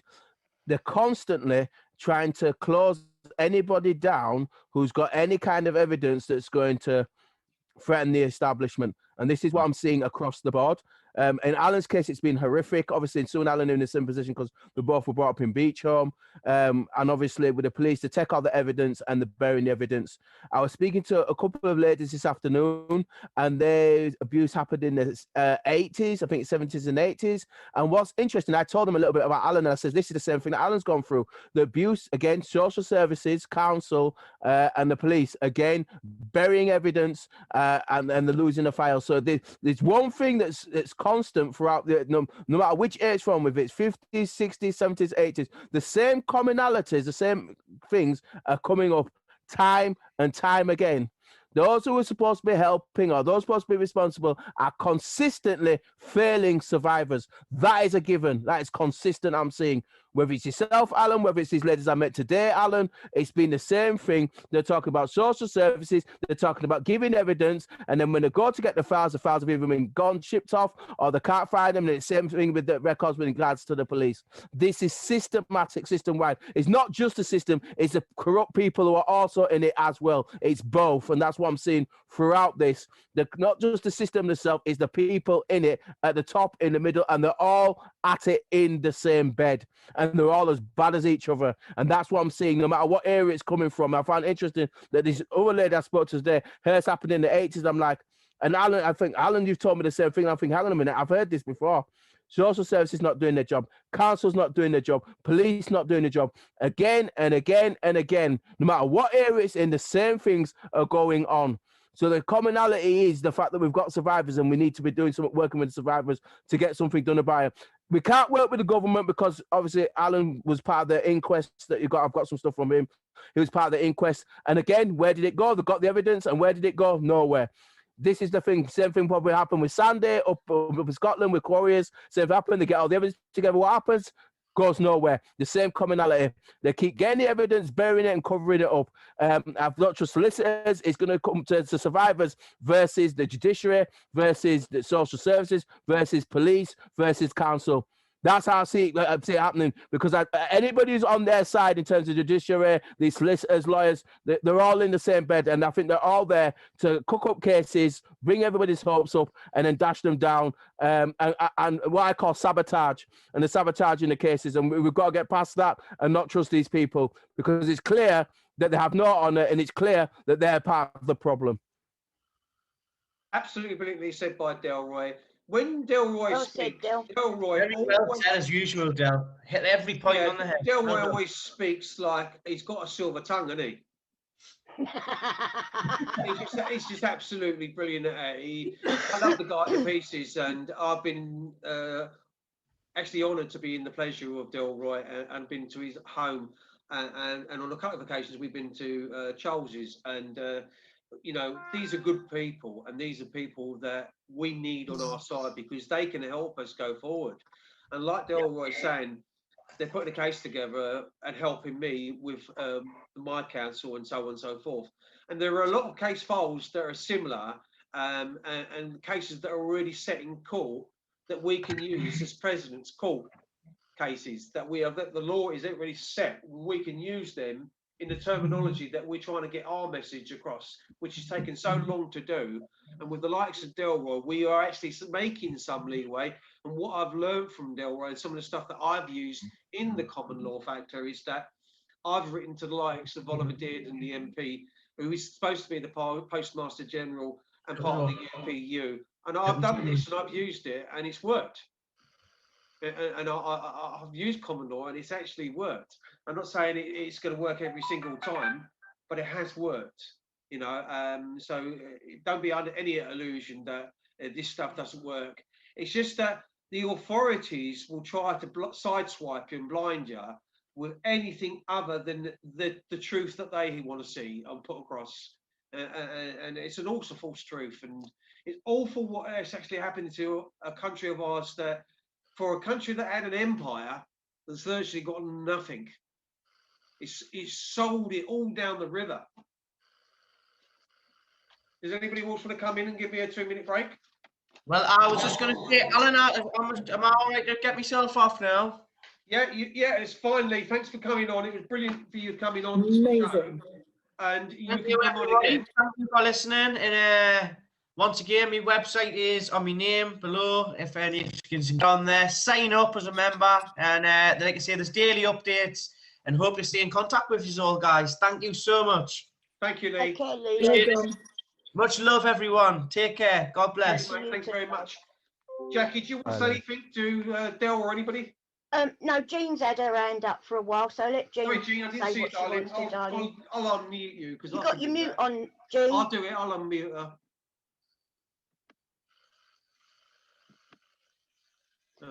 Unmute. Jean, your microphone's muted. Can I not do that? Jean, can you unmute yourself? She's on Sue's screen. See if Jean can do it. She's done take the picture off now, I think. Hang on, let me see if I can help her out a bit here. Right, so where's... Hello, what's that do? Start video again. Jean, you there? Can you unmute yourself? See the arrow at the bottom? Jean, on the bottom. There. Unmute. The little red one. She's not doing it.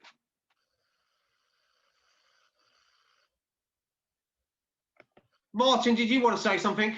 Alan, yeah. You know you're in the chat. You know, if you click on, oh, she's done it. Go on. She's done it. Go on, Jean. Well, what I'm going to say about Dale is definitely right. You know what I mean? The government is useless. They should do something more about it.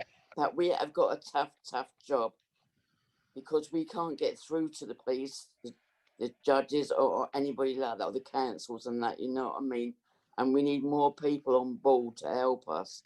We've got to stick together and be a community. We need more survivors and more help, really, you know what I mean? We've got to stick together, and we're not getting these on our groups, you know what I mean? Because I don't know, Delroy, can you see stuff where you are? Yeah, I can see everything. I'm just agreeing with just showing you this, Delroy. Yes. This is what my granddaughter's just painted. Amazing. Absolutely brilliant, isn't it? Amazing. I'm so proud of that. I'm going to send it to Joe, who wants it. Obviously my granddaughter's not going to give her the canvas because she's painted. But what I've done is I've blown it up as best as I can, done it on photo paper and printed it off. So I will send that to the BSC camp, and Joe has horses and does a bit of therapy with horses and stuff down there at the camp in Bath. Can I just introduce my husband? He's here. Hello, Alan. This is my husband. Hiya. He's not a survivor. He's a lot older than me, and he's the what is it? The wind beneath my unicorn steam or something. that was absolutely brilliant. I actually now Delroy's in the room. I want you to say what you said earlier on, and so Delroy can hear what you said about the unicorn. That was absolutely class. And Delroy, I love listening to you. You gave me some energy again. Well, I've been around a bit since 1984, and what I've always noticed, if you look at police stations and courts outside with all their fancy stuff, they have unicorns there. And I always say unicorns don't exist unless you're a little girl, and neither does the true law at the moment. The law don't exist. So No, that's my thing about unicorns. Very good point, that unicorns. I love that, because like I said, when I was a little 6-year-old and I was looking up at the symbol above the judge when he said, "Would you like to go to the seaside?" I thought, who the fuck's that unicorn? You know? And it stood Well, I with me could all my say life. it's a load of crap, isn't it? But Delroy, I love listening to you, and this is my first time on here. I am a survivor, but you lot have given me, I haven't even eaten much chocolate. The dog's been barking when you were talking, Lee, like giving it some. And thank you very much. Now, Delroy's on every Tuesday night. I think he's got a new slot of 9 o'clock on a Tuesday night now. And he's well worth listening to. He's got a brilliant show. And he goes on there with Charles and Spencer, 2 brilliant common law specialists. Sandy's been quiet and Martin's been quiet for a little while. So I'm going to give them a chance to say something in a bit. Sandy, do you want to say something? Muted, Sandy. Microphone, Sandy. He can't see nothing without his glasses. You're still not muted, Sandy. You're still muted, Sandy.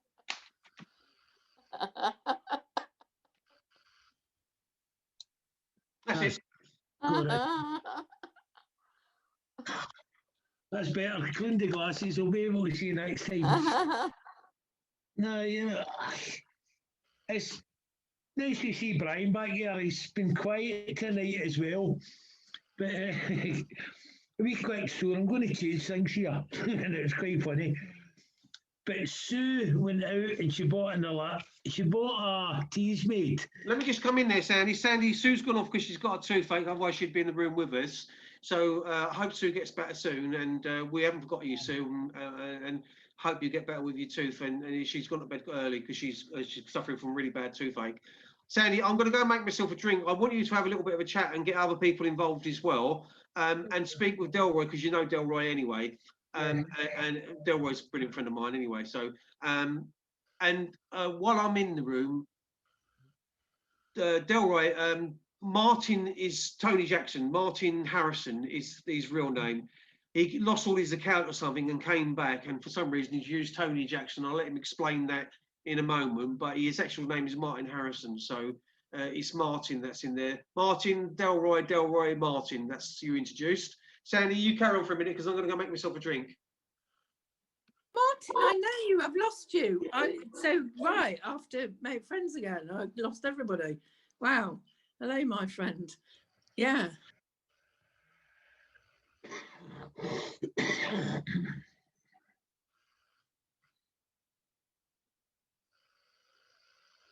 We're waiting Go on, Sandy. It's down to you, Sandy. Go on. Oh, sorry. It was just a wee quick funny story there. It was Sue, and she went out and she bought one of these teas mates, and she tried it out last night for the first time. Her alarm went off at 2 o'clock this morning. So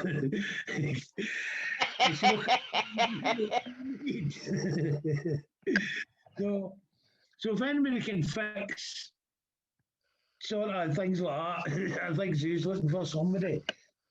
But it's quite a bit of a shame because Sue was telling me tonight that her site has been taken down, the Beach Home Warriors, and that was a fantastic site. You know, but for anybody to do things like this, it's a bloody joke. I had it last week. My site was taken down. And it's caused with all these trolls. It doesn't know stories, they make up stories and stuff. It's ridiculous. And I was listening to Lee earlier saying about it's time that people in this country stood up, took to the streets and whatnot. But the point is, the people today are petrified to go in the streets. They're petrified. it's just a bit of a shame, you know. We've come to this state in my life now. I'm happy that I'm of the age I am, rather than being at Lee's age and stuff, the younger generation, because in the years to come, God help them. Oh. So Yeah, I agree with you, Sandy. I'd hate to be a young person of today. You know, I'm glad I was born when I was, and I had a terrific childhood growing up in the 60s, and I would hate it to be a youngster of today having to grow up, because what life have they got? Nothing. All they do is be indoors looking at four walls all the time where they can't go outside and play. Wicked. yeah, I see Jean there with her hand up again. Unmute yourself, Jean. Aye, you've muted again, Jean.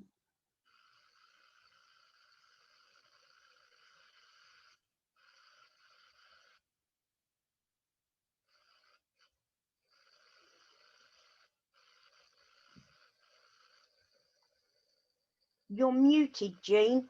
You've got to press the little red arrow, or there might be a phone symbol and it will be in red. Press that. Have I done it? That's Have I it. done it now? You've done it. You've done it. Well Yeah, done. good. Oh, I'm getting good. I'm getting good, aren't I? Well, Yeah. Well actually, done. I Come on, agree with Dave. Sandy, and I agree with you, Jackie, because I feel sorry for the youngsters today. It's going to be hell in years to come. I tell you what, though, I'm glad I'm my age, what I am, really. You know what I mean? I haven't got many years to live, but I'm going to try and do my best to help people and do child abuse and everything else. You know what I mean? Which I will. You know, and I'm very passionate about it. I'm very passionate about it. But I do agree with you, Jackie and Sandy. I'm 100% behind you both. I am. I just feel sorry for my grandchildren because they've Yeah. got no life to go out and enjoy life as we did. That's it. They Playing haven't, have they? outside in the street. You know, when my children were little, yeah, they played outside, but they only played outside. Well There was said, about Jack. 10 kids in the close where we lived, and they all played outside in our little close, you know, which was brilliant. But my grandchildren can't do that. My daughter's got to be there with them, even when they're in their own back garden. She has to stand in the garden with them, or sit in the garden, or go out there and play if they want to play with them, because you just can't trust your own children being safe in their own garden. And that's No, you can't. pretty No. bad. No, you can't, can you, really? You know what I mean? No. I mean, you can't even walk down the street. When I was 16 or 18, between 16 and 18, I used to walk out, coming home from pictures or something at 2 or 3 o'clock in the morning. You know what I mean? Used to go drinking, come home 2 or 3 o'clock in the morning. You know what I mean? I loved it. You know, I wasn't molested or anything, you know. But the only thing I did was to keep to the main roads, you know what I mean? I never went down side turnings like. But you could do that then, you know. Yeah. And I remember playing games in the pavements with hopscotch and skipping ropes and all that when I was a kid, you know what I mean? I used to go down to bomb sites and have bonfires and cook sausages and things like that, you know what I mean? It's funny you should say that, Gene, because when we were in Beach Home, we made our own entertainment. We got a tin can out of the bin and we played tin can Tommy and knocked it on the ground. And, that's it, we did. We took our jumpers off and threw them on the floor and made goalposts out of them, and those were our goalposts. You know, when I was living at home before respite care, before I was too young, I remember we used to go at the bottom of our street. There used to be, like you've got tips now, council tips now, and they used to be in streets when I was a kid, and you used to have a concrete barrier around it, an area, and that's what the tip was. People used to just go and throw their prams or their bicycles over the wall into this area that used to be a tip. That was our playground. We used to go in there and we used to chuck things or look for things, and we used to try and lift up things to try and find the giant rats that used to live there. Sewer rats used to be there, and we used to go down and we wanted to actually see a sewer rat. We heard them at nights in the basement of our house, but you didn't want to see one, to be truthful, because they were huge. They were like Yorkshire Terriers. But the computer age has destroyed mankind.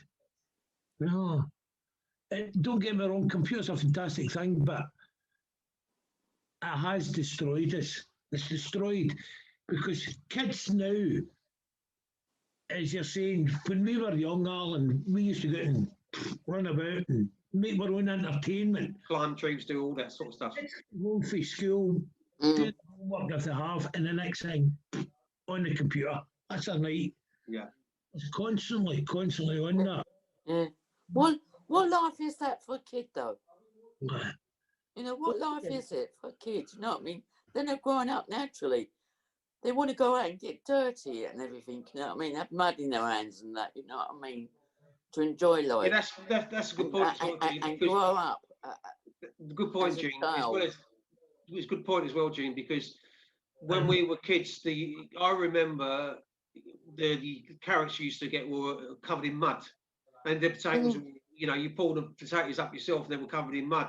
What's all this about? You know, scrubbing your potatoes or having your veg, and everything's too clean in some respects. You know, we've got clinically and scientifically beyond, like we're doing the day to day where we're sanitizing every day. It can't be natural. Yeah. When I was in Beecham, I used to climb the trees, the apple trees and pear trees, wherever it was, you know what I mean? I used to tear my clothes and dresses and that. Always getting in trouble for that with matron, you know what I mean? We all did that, I enjoyed myself. We were little monkeys, really. We were always climbing trees and pear trees. Our pear trees were our ammunition in some respects. We were like David and Goliath.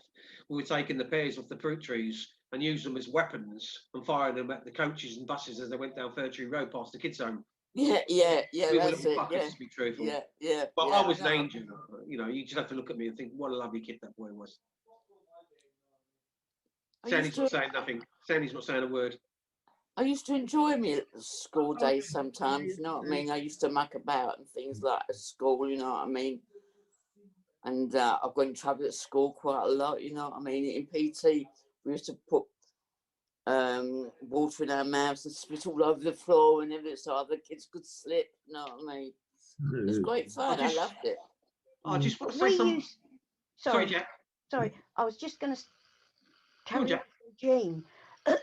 When we was kids, if somebody come out with a drink, you all drank from that bottle. Yeah. That's you never right, thought, oh no, I've got to wash that top. Or you might wipe it with the cuff of your jumper.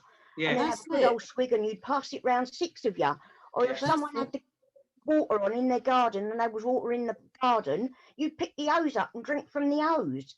That's right. Safety bollocks. It's just made it worse.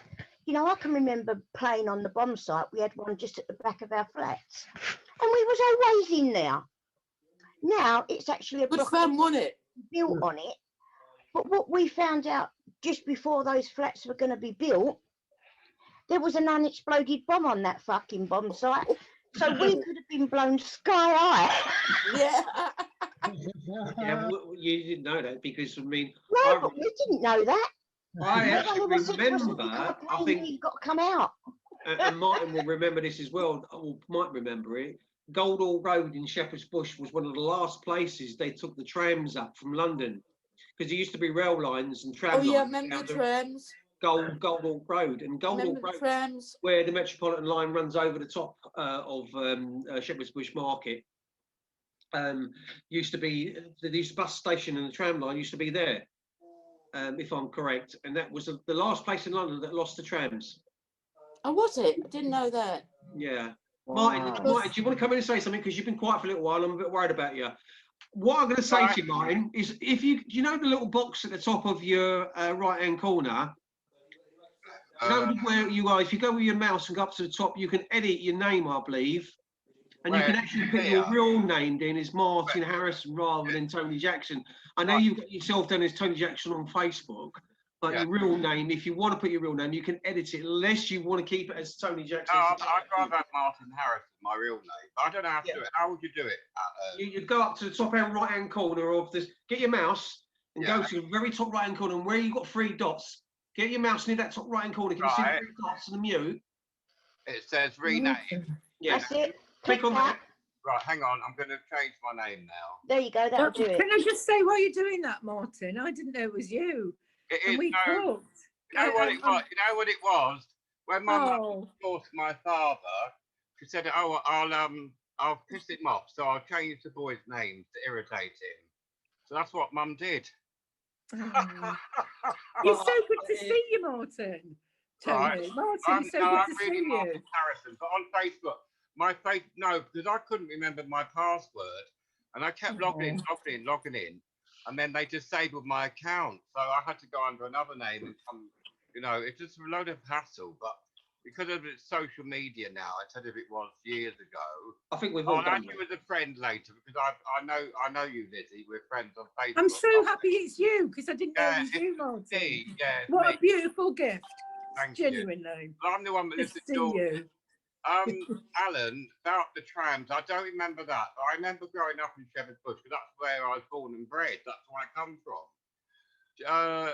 Were you born in Duquesne Road Hospital, Alan, where I was? Yeah, I was born in Hammersmith Hospital, Duquesne Road, yeah. Same as I was born in 1959, 27th December. Right, I want to ask anybody on here if they can help me with anything. Unfortunately, 2 years ago, sadly, my mum had Alzheimer's, right? She's dead. She died 2 years ago. Now, I had two really lovely dogs, two Staffies, and an RSPCA officer called here with the police. They seized both my dogs, and they put pictures of me in the Daily Mail, the Sun, everywhere. I was convicted of 3 counts of animal cruelty. Now, the thing is, I'm innocent, but I couldn't get legal aid. I told John Wedger about this, but I didn't know that they stopped legal aid in 2013. I wasn't aware of that. Is Delroy still here? Are you listening, Delroy? Is he still here or gone? Delroy, is he still here or is he gone? You there, Del? Yeah, I'm just loving people are speaking in it. I'm just in the background quietly. Martin wants to. Let me just introduce you for a second and be a bit more courteous of myself because it's my own fault.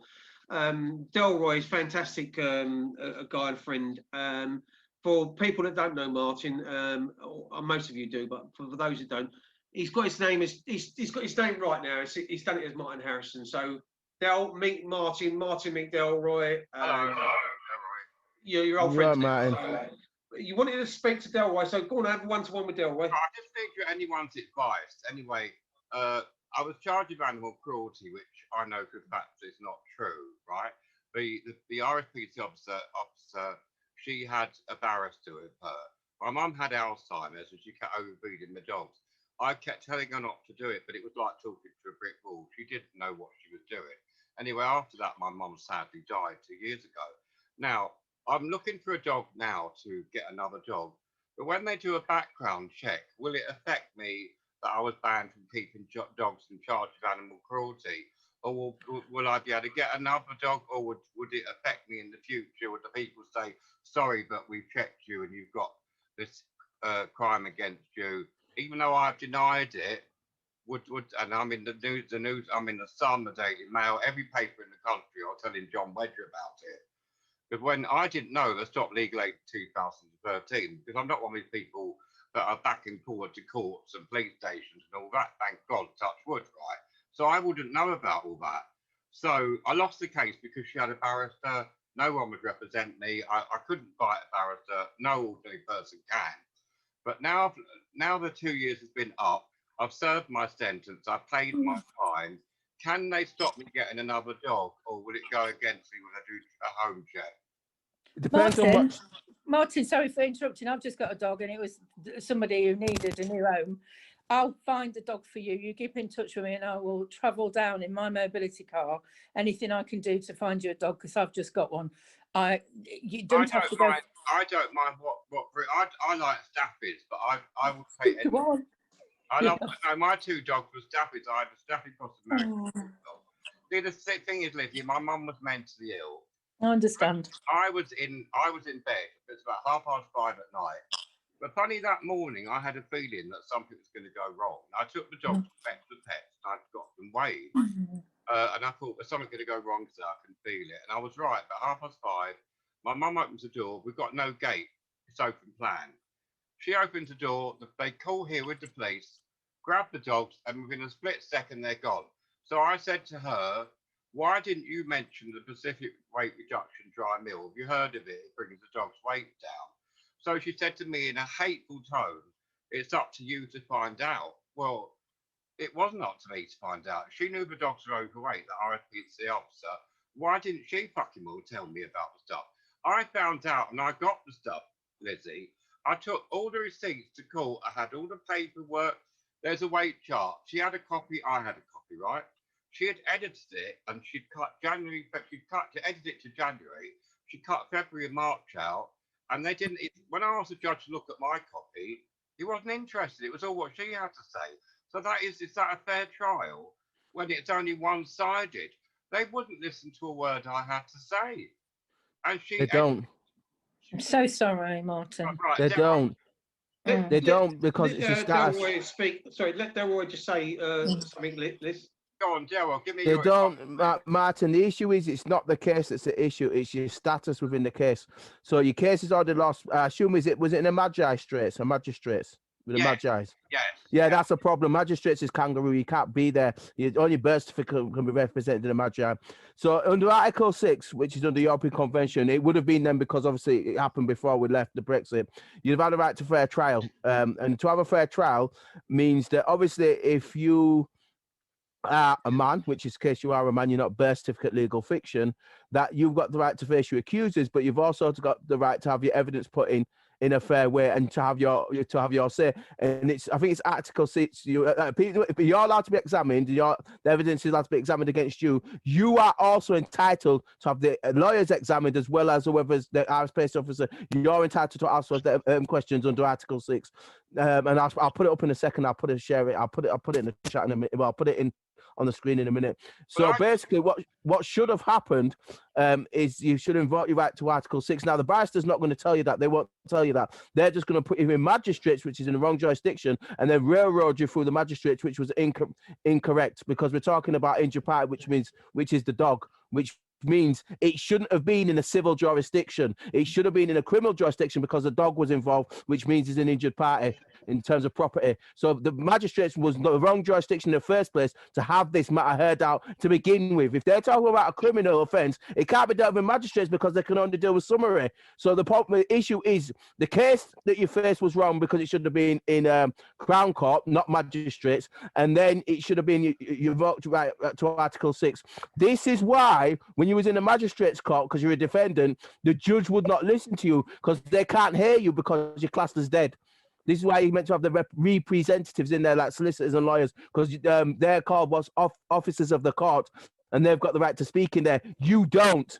That's what they're not telling you. If you look at the solicitors' SRA codes, it clearly states that they're an officer of the court. This is where the problem is.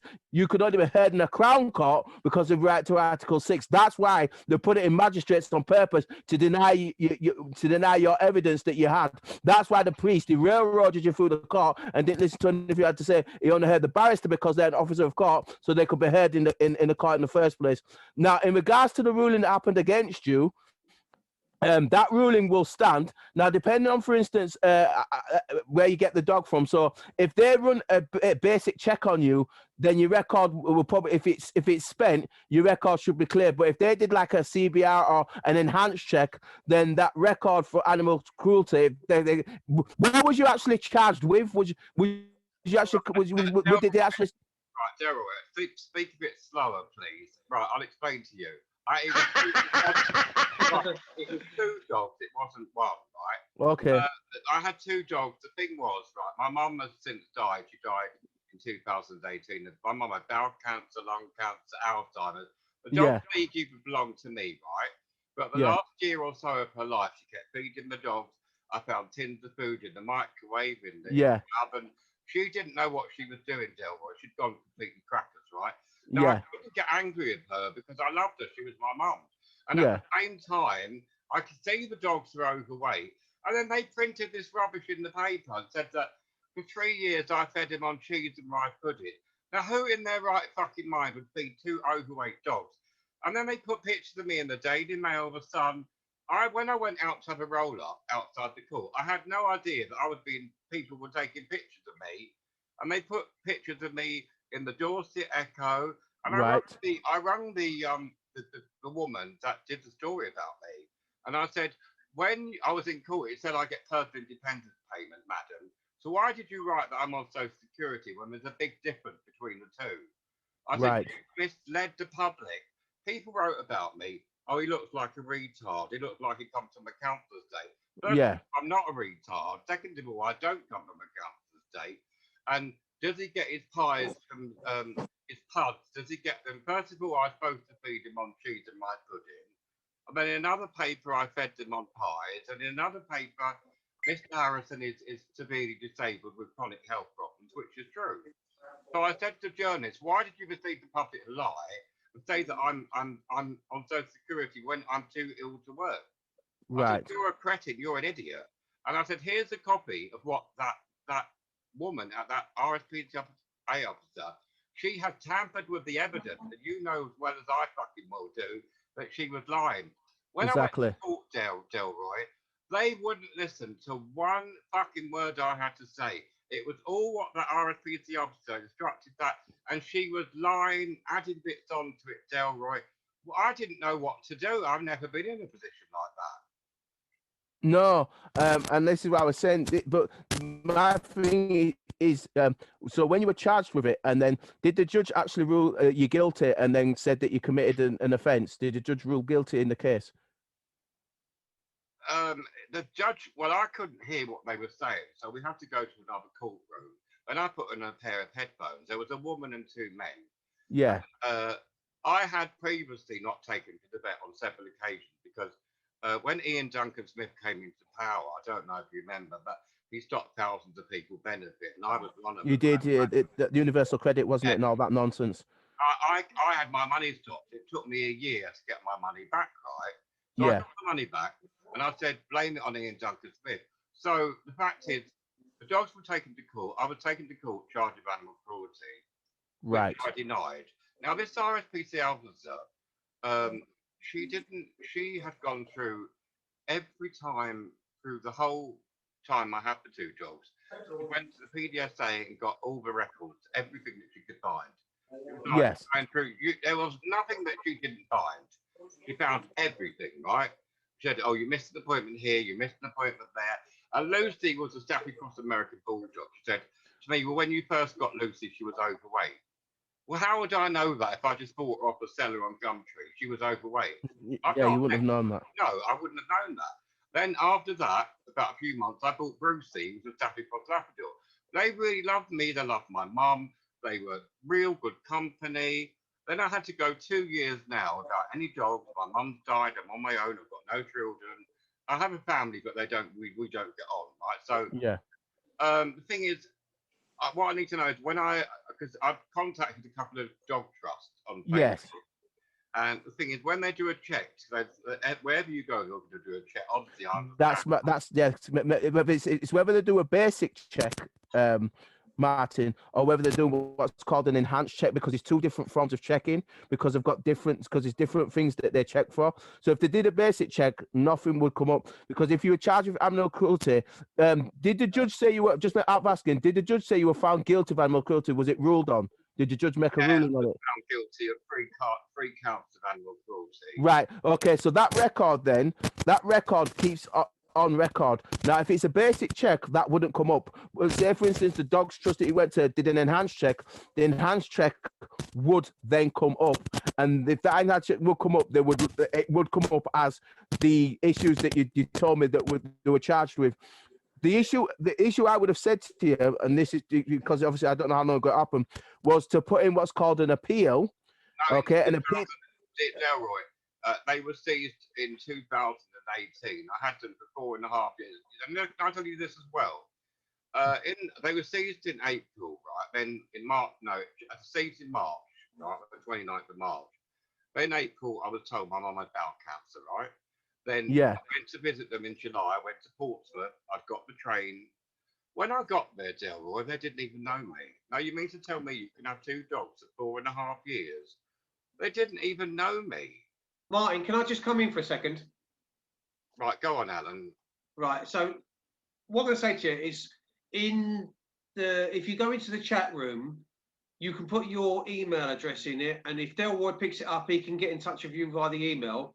What I really want to do is just not being rude or anything. I want to bring Sandy has hardly anything to say, and Brian's been for quite some time, so I want to bring some of the other guys in because Okay. it's going one-sided a little bit on this. And as much as I've got respect for Delroy, No, I just wanted to find out legally, would it affect in the future? if you go into the chat room and put your email, Delroy can pick up your email address. I was just going to say to him, if they run a check, it will do. But I was going to say to him that if he puts an appeal in, he needs to appeal get his convictions overturned, because it's clear if his mum had Alzheimer's that there's a reason why the dog was overweight. So he's got evidence of that. So that's the rulings that the judge made, the magistrate, were unfair. So he's got a right to a fair trial. He needs to appeal it to the Crown Court and then have the thing is overturned. That's what he needs to have done. Have it overturned. Delroy, have you got? Yeah, I can hear you. Yeah, you talking to me or Delroy? Are you there? Can you hear me, Alan? Are you there, Delroy? Yeah, you need to appeal it and have it over. Your convictions overturned, because it's clear if your mum had Alzheimer's, there's nothing you could have done about that. It's just everything like I said. Right, if you just write this down, if you've got a pen and paper, I'll give you my email address now. If you put it in the chat, because I don't want to put it verbally online. I don't know how to chat. What do you do? Just press the chat box and put it in. Yeah. It should be there. Right, I can see chat. It says at the bottom here. Hang on, I'll type it in now. Tell me if you get it. What do I press? Okay, I'll let you know. Right, when I've done it, what do I press here? You just press. It should put, once you put it in, if you push enter, it should just appear in the chat, and then I'll email the European Convention Article 6. Hang on, I'll send you that. I'll tell you. Give me a couple of seconds. I'm doing this. Right, Martin.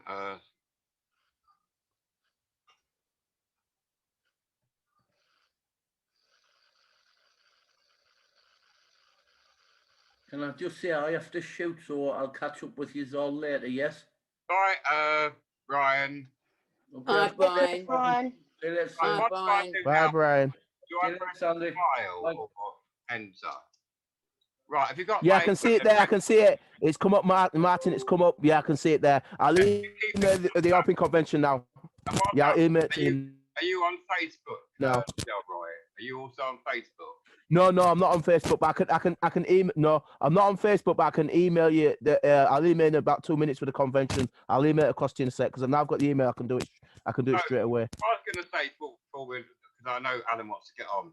Really, I'd lost the case before I'd even got there, haven't I? Really? Yes, you did, and unfairly, you'd lost your cases because you didn't have a chance to explain that your mum had Alzheimer's, which was entitled to in a fair trial. So you'd appeal the case, stating that you didn't have a right to a fair trial, which is a violation of Article 6, and then you put your mum's medical evidence in that she had Alzheimer's, and obviously she overfed the dogs. It wasn't done on purpose, so therefore you want the convictions quashed on the fact that your mum had grounds of Alzheimer's and get it quashed. You want it overturned, but that's what you want to be doing. But yeah, that's what I would say, because it's clear if your mum had Alzheimer's, she wouldn't have known what she was doing. No, she did. Which would that take years and years and years, or could it be done very quickly, or could it take years and years and years to drag on? It depends on which route you want to go down. If depending on how long the convictions were, you can put an appeal in whenever you want. You can put an appeal in whenever you want. It just depends on with the court system at the moment, because of obviously the coronavirus going around. A lot of trials at the moment are being delayed, so you might have to wait a certain amount of time to get a trial in terms of winning a Crown Court. But you can still put the paperwork in, but you might have to wait a while. The time has gone. I've served my time. I've paid my sentence, and that's it. It said in 2021 that I can get a dog again. That's what they said, but not before. I had. Did they give you a date, Martin? Did they give you a specific date of when it was spent? It said 2021, the 8th of January. It's finished. Right. Well, if that's the case, and they've said that, this is what I would say to you in that case. If you apply for a dog and your records have not been spent, because you've just told me they've been spent, if they haven't been spent, then I would put in an application to Crown to have them removed, so you can get so if they're spent, then you're fine. But if they haven't removed it off the system, that's when I will put in a case to the Crown Court to get the convictions definitely quashed, so that they wouldn't involve you having any issues in the future if they've said that they're spent by January the 8th. I just So say, that's what I would want to find out, whether or not they've been spent. If they are spent, then that's fine. It shouldn't interrupt you. But if they haven't moved it off their system, then I would put in the case. But I'll send you the convention anyway, just in case you might need it. So we'll wait and see, depending on what happens with that. can I just say this, right? One thing that annoyed me about the whole thing about this case, they put pictures of me in the paper. They printed my name and address online. They did a video about Disgusting. it on YouTube. You know, they put Martin Harrison, born in 1960. I wasn't born in 1960. I was born in 1959, right? Now, an animal activist could have come around and put pictures of a letterbox and set my Exactly. dog on fire, right? They did that, and they put pictures of me in the Daily fucking Mail, the Sun, everywhere. And there's a video, and not just that. Deborah, I know that RSPC officer. She was lying through her teeth. She was embroidering. I bought the Pacific Weight Reduction dry meal. I had the receipt, £120. I took it all to court. The judge wouldn't listen to a word I had to say. I might as well have been sitting on the ceiling like a fly because no one listened to it. You're convicted, you've been charged, you're guilty, goodbye, out the door, pay your fine, we're not interested in anything you've got to say. That's how No, they just magistrates do. Thank you. That's the wrong jurisdiction to deal with your kind of a case because it involves an animal cruelty, which is criminal. Thank you for your help, D-Roy. I didn't know that, but I knew that I'd been set up from the start. My mum said that all along, that woman hated you on site, that ROPC officer. And I did get another dog after that, but I had to get rid of her, Saluki Whippet. Yeah, definitely wrong. That's disgusting. In regards to the press, if you're not happy with the press... Go on, Delroy. No, I'm just saying that it's definitely, if you decide to deal with the press and you've got evidence of the press clippings and stuff like that, if you got if you put in a application to have your things quashed, what you could do is use that ruling, and then you could go and sue the press to say that your mum had Alzheimer's, it wasn't your fault, and that there's a defamation of character, then they shouldn't have been put that in the paper because it's wrong information. So you can ask for apology and then sue them on those grounds. But again, that's up to you. Do you know what I mean? If you've got evidence of the clippings and stuff like that, and you get your evidence quashed, then obviously the magistrate was wrong, and then you'd use that ruling to sue the press. But that's totally up to you. But that's what I would do, depending on where you decide to go with it. But that's what I would say. The whole thing, Delroy. I mean, after that, my mum was getting worse and worse and worse, and then she died. You know, and I had to deal with all that on top of losing my dogs. Then I've got another dog. They said, you've got to surrender the dog, otherwise you'll be put into prison. I had to get rid of her. I had to surrender them to the RSPCA. You know, so I didn't have a leg to stand on from the beginning. I'm not a cruel person. I've never neglected my dogs. I had a mother that was mentally ill. Anyone that could have, an outsider would have seen that. Exactly. And you've got all your mum's medical records. What I do is get your mum's medical records, and obviously if you decide to put a case together, put that in the Crown, get you, if they've not, that's if they haven't spent, your convictions are not spent. If they're spent and they're gone and you can get another dog, that's fine. But if they haven't been removed off your records, because they should have been, then I would go down the other route. So if it's spent and it's clean and your records are fine, you can get another dog, that's fine. If they're not, then I would look to put an appeal into the Crown, do what I've said, and then you can go and sue the press if you want. That's up to you, but I would look in to find out whether or not your convictions have been spent, because that's going to be what potentially would affect you getting a dog. So if you can find that out, that's fine. And if they've been spent, I think the police got your criminal records. They should be able to check if they're spent. If that's fine and they're spent and you can get another dog, then fine, you go ahead. If not, you need to think about putting a case to the Crown Court to get your convictions quashed. That's the two ways you're looking at it. But I'll send you the convention anyway, regardless. So what about things like there's pictures of me in the Daily Mail, the Sun, the News, I mean, in about 15 different papers, there's pictures of me everywhere. Yeah, it's disgusting. And the same story, that I neglected the dogs, I didn't take them out for a walk, which is rubbish. You ask any of my neighbours, they told me take them out every day of the week, even though I've got arthritis. I never ever not looked after them. The reason dogs was back because my mum was mentally ill. I couldn't get rid of her because she's my mother. I loved her. No, you was your carer for her. That's the thing. You was a carer for her, so that you're doing your duty. So that's fine. They can't discriminate you for that. Yeah. So when I went to court, I was so fucking angry because I knew that bitch was lying. The dogs were overweight. There's no doubt about that. But I bought the stuff to bring their weight down, and I did get their weight down. But that wasn't good enough for her. That RSP, can get a bee in a bonnet. Can they harass me in the future and come here and start if your convictions are spent, right, they've got no reason to be using that against you because your convictions are spent. This is why I'm saying you need to find out whether they're spent. Because if they're spent, then it shouldn't be an issue. If my conviction is, what did you say the word again? Spent, which means they've been, yes, they're spent. That means that it's finished. Like you said on Jeremy, if they said that it should be fine, that means the term is spent, which means that they get removed off the records. They'll get expunged off the records, which means they'll be gone and removed off your records, which means your records should be clean. So if the dogs trusted a check on your name, everything would come up clear. Do you know what I mean? Whereas if it wasn't spent and there wasn't.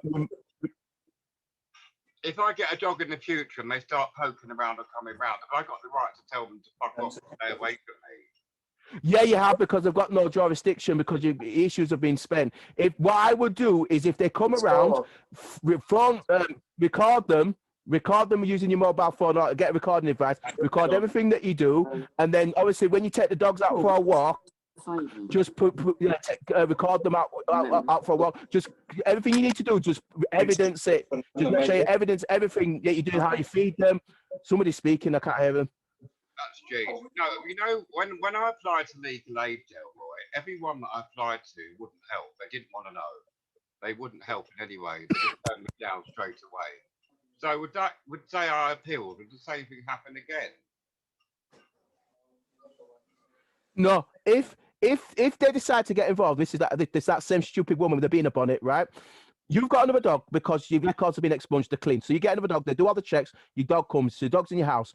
The dog will come to your house, obviously start looking after the dog. So what you need to do is evidence because they're going to come at you in society, you've got animal cruelty again. So if you evidence what you buy for the dogs and keep the receipts in terms of the food, obviously evidence when you take them out for a run in the park, when you take them out, just video for a couple of 5-10 minutes, stuff like that. Just get it all down in evidence. So if they try to bring a case against you, you'll have your evidence to go against what they're saying. Yes. I mean, I understand if someone is cruel to an animal, they should be taken away from the person. Yes, they should. They should. I agree. Yeah, or if someone's cruel to a child, they should never be allowed to cross that child, right? Or if someone's a paedophile, has sex offences against them, yes. But not someone who's looking after an elderly woman who's 86, who's dying of cancer. I mean, I've only got a previous record for kicking a guy's door in. It was a relationship. Martin, can I just cut in for you for a minute? Jason, right, are you here? Say that, Jackie. I just need to cut in for you for a minute. Alan's lost his internet, but he's trying to get back on his phone. But he needs Jason to be here so we can let him in the meeting. Jason, are you here? Jason. Jason, where are you? I think you're great, Jackie. You make me laugh when you go on there. Have you been in care, Jackie? Have you been in? Yes, I have. Yes. How long were you in care for? Oh, it was only about 18 months, I think it was. I was much older. I was about 13, 14, I think, something like that. I was put into beach home when I was 11. Wow. When I was Jason, 13. are you here? Jason. So let's bring him on his phone. I'll see if I can catch him on his phone. I think Jason's gone to sleep. Yeah, he probably has. All right, Jane.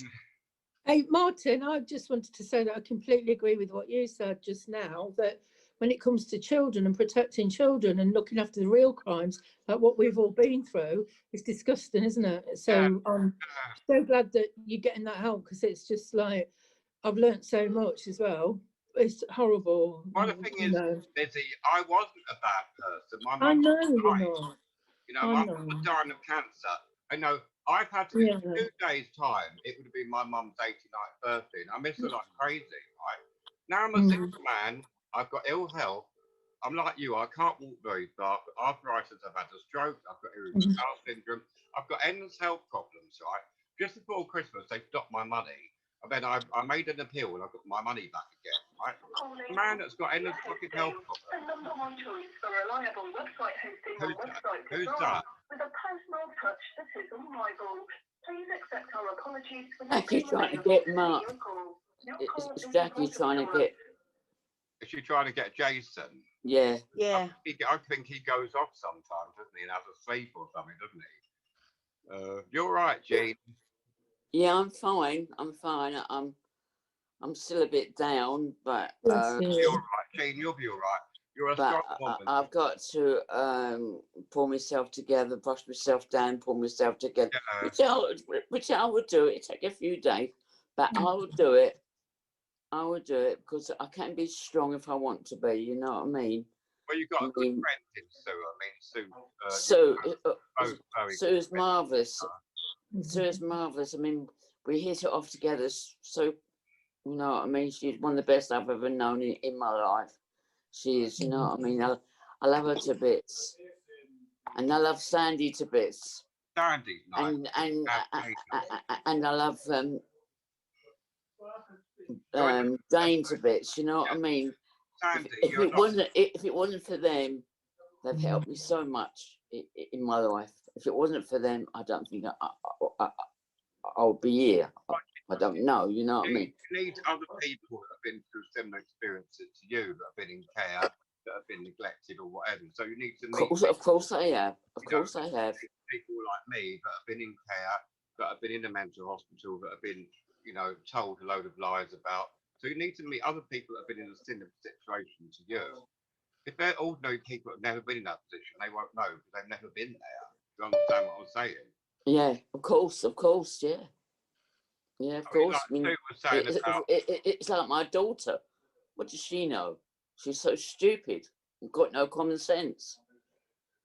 But I mean, at least I've got common sense. I'm not very highly intelligent. I'm not. School. But I'll tell you something, no. I black myself through life. You have.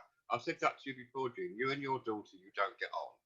It's a closed book. Forget it. What you're wasting your time. It's like me and my brother. We don't get on. He doesn't phone me. I don't contact him. It's just a waste of time.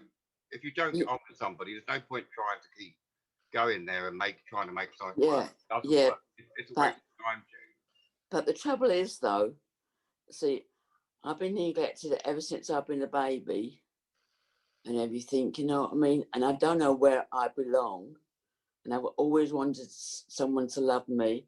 I've always wanted a family. I've always wanted to help, you know. And it's a big gap in your life. It's a real big gap in life when your parents are neglected you and you're taken away from them and everything, you know what I mean? And I end up in Great Ormond Street Hospital. Leading beach home, places like that.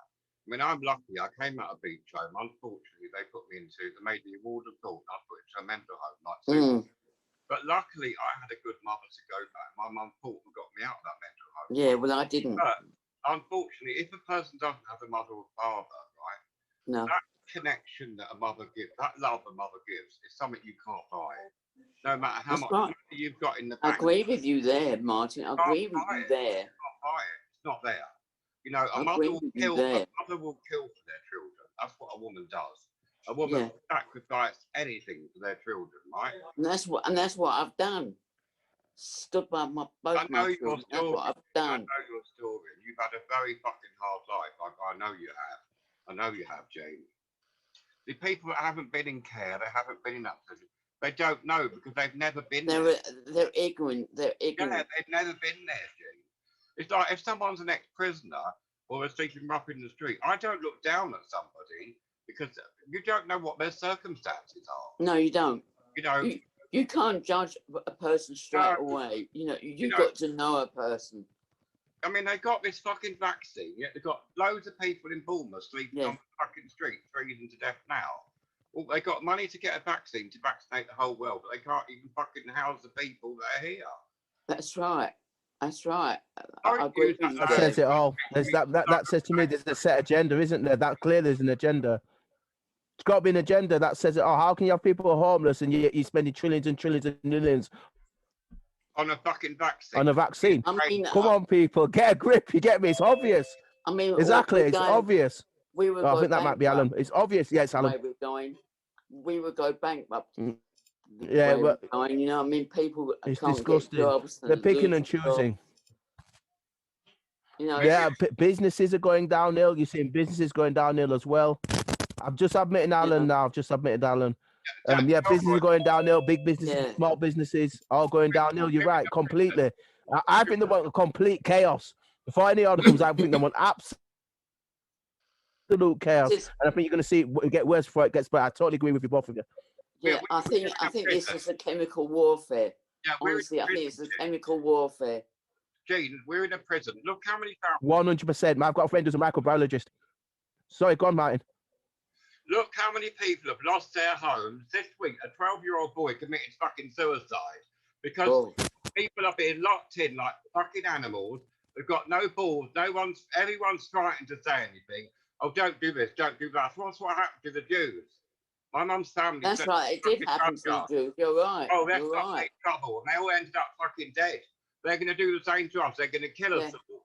It's a very bad agenda what the government have got.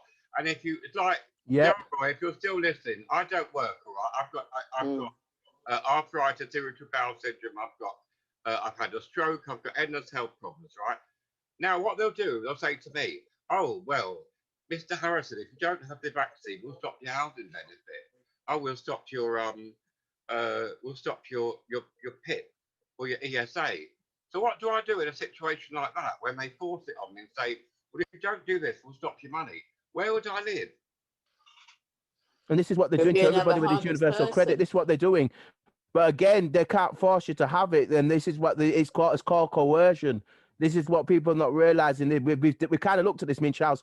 And I'll have to email you again now. We're using what's called the Nuremberg Convention Code, which talks about everything about consent against people who are trying to do this kind of thing, like vaccination and force this and that and the other. And I've read this on Alan's show before. I'm going to have to email now because you've just reminded me about something else. Because at the end of the day, they shouldn't be forcing you to have the vaccine. It should be an informed choice. This is what the Nuremberg Code clearly explained, because they're not allowed to do experiments on people. And we've got it in case law anyway. So I'll send you that as well. Now you've just said that to me, Martin. I'll send you it across. But it's about informed consent, because people got to realize that there's definitely agenda, as the lady just pointed out. She said chemical warfare. It's biochemical warfare, and it's clearly a Trojan horse. It's clear from any. I've got a friend who's a microbiologist. I'm going to have to get him on again at some point, and he talks about the blood and what you know about viruses entering into your body, and I can do with all this stuff. And you don't need a vaccine. The whole thing is definitely agenda. Like Martin said, how you got people homeless all over the country, people get kicked out of their homes, and yet you're rushing out billions and trillions on a vaccine. Come on, man! It's clear there's an agenda there. It's clear as day. You know what I mean? You don't have to reinvent the wheel about it. Go ahead, Martin. What they want to do is they want to take control and kill us all. As I saw two men in their 90s and 80s when I went to pick up my medication on Thursday. One queue was for the medication for the pharmacy. The other was the pharmacy is bringing in doctors now to vaccinate. A poor guy was in his 90s. The other one was in his 80s. Now, if you die, legally, you can't do anything to them. If all your family... No, they make themselves exempt. They've absolved themselves of what's called liability. That's correct. It's even the coronavirus. Yeah, they've waived the liability. Sorry, Alan. Sorry, can I just come in a minute, guys? Let me just come in a second. Yeah, I apologise. I had some technical problems. I did let you in back, Alan. It was me who let you in. It just crashed, and I don't know why I couldn't get back on. I lost it all, and then it said something around with your sound and so on and so forth. So I do apologise, guys, for leaving you in the lurch a bit. But what I you went to bed in the room is Alan. Hang on a minute, Gene. Delroy does a show on a Tuesday night, and he's on at 9 o'clock, and he's absolutely brilliant. So if you guys want to listen to somebody who knows their common law, Delroy's absolutely brilliant. He's got a friend called Chi. When's Delroy on, Alan? Sorry, when's he on? Tuesday nights on a 9 o'clock every Tuesday night. Every Tuesday. Every Tuesday, 9 o'clock. He used to be on at 7, but they've changed times now. He's doing a bit later show with Charles and his Spencer, and one of his friends, Chi, goes onto his show quite often.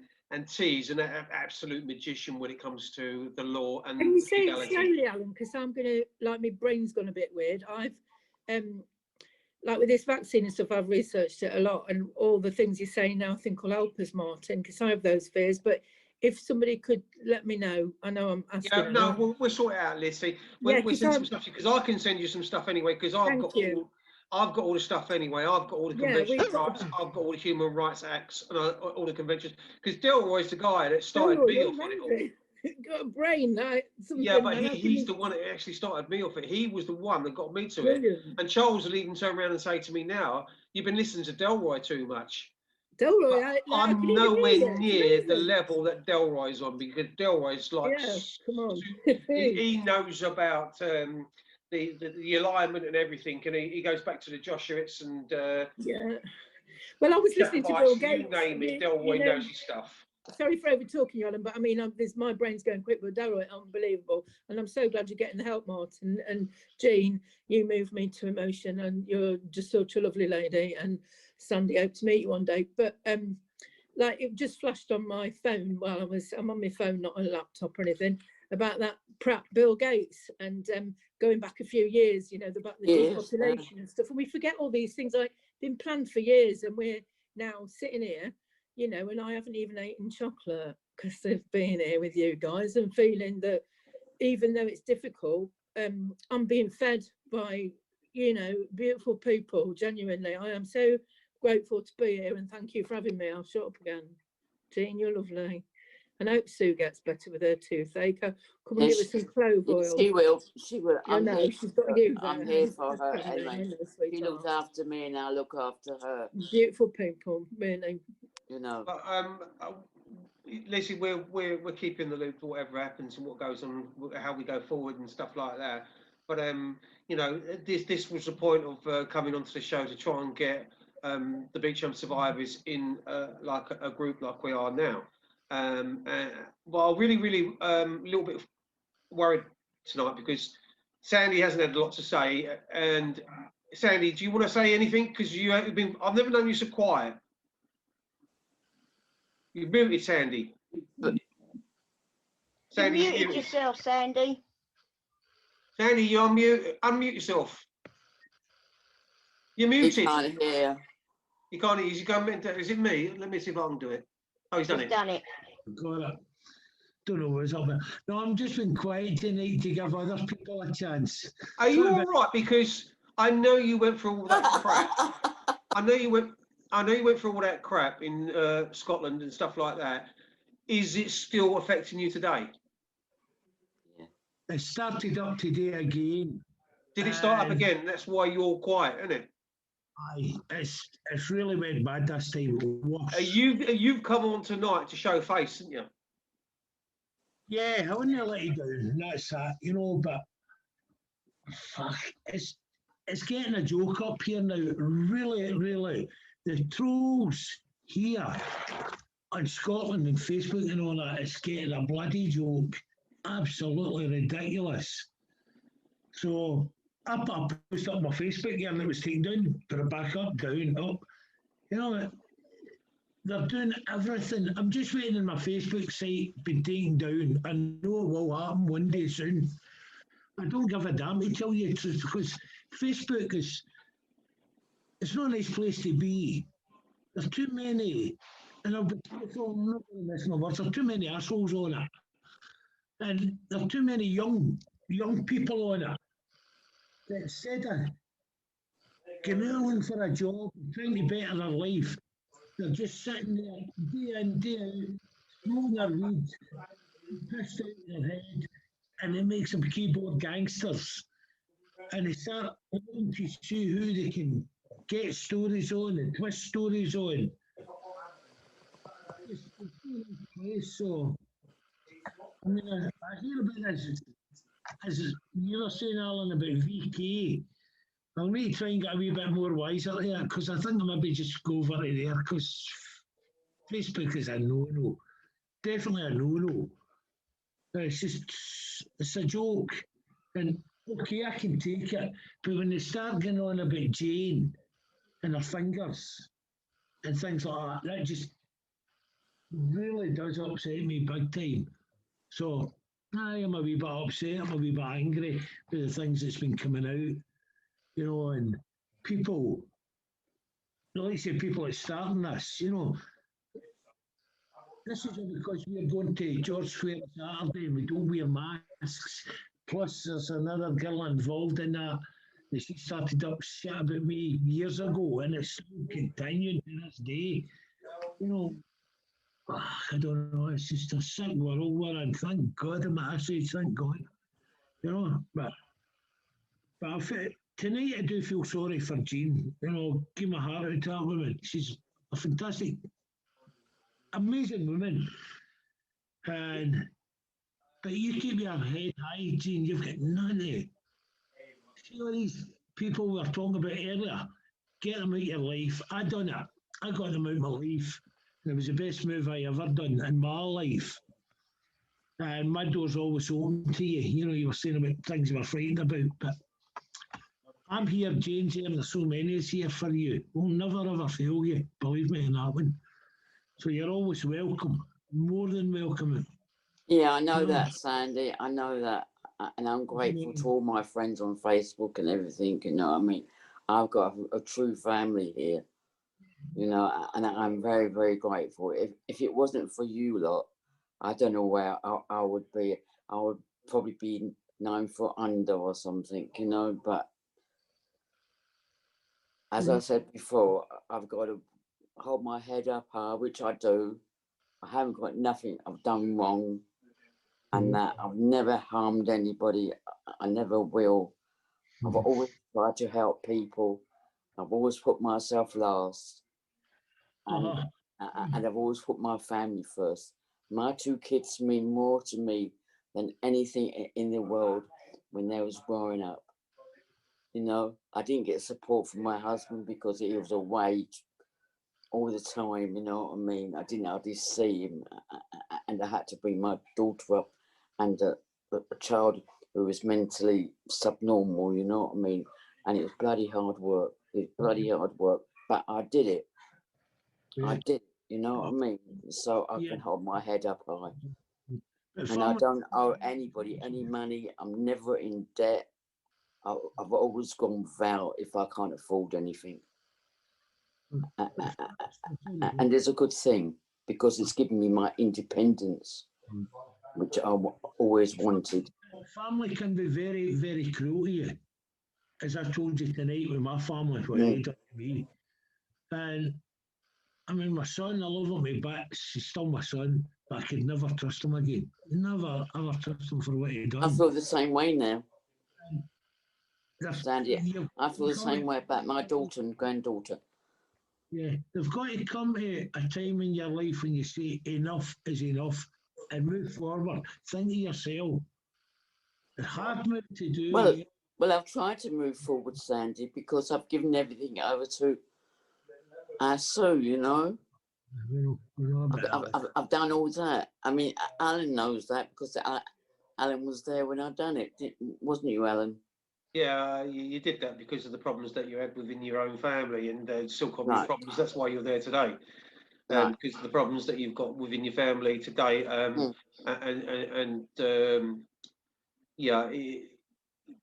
We won't say too much on that at the moment because of the situation that you're in. You're actually there for your own safety in some respects, because if they get, not saying they will harm you or do any harm to you, but it's sometimes. I think mental cruelty can be more harmful than physical cruelty, if that makes sense. It can be. It can be. It twists your mind, doesn't it? Yeah. You know so we won't really go into that too much. What I will do is, I'm going to say to everybody that there's no one on after the show that we should have left. We should have finished an hour ago, but we've managed to extend it because there was no one else on. And I again apologise for coming off of my own show earlier on, but I hope Delroy helped you, Martin. What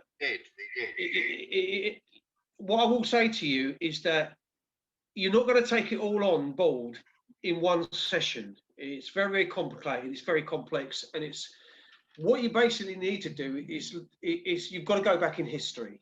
And I learned a lot more about your history, about the Magna Carta 1215, 1213, 1215.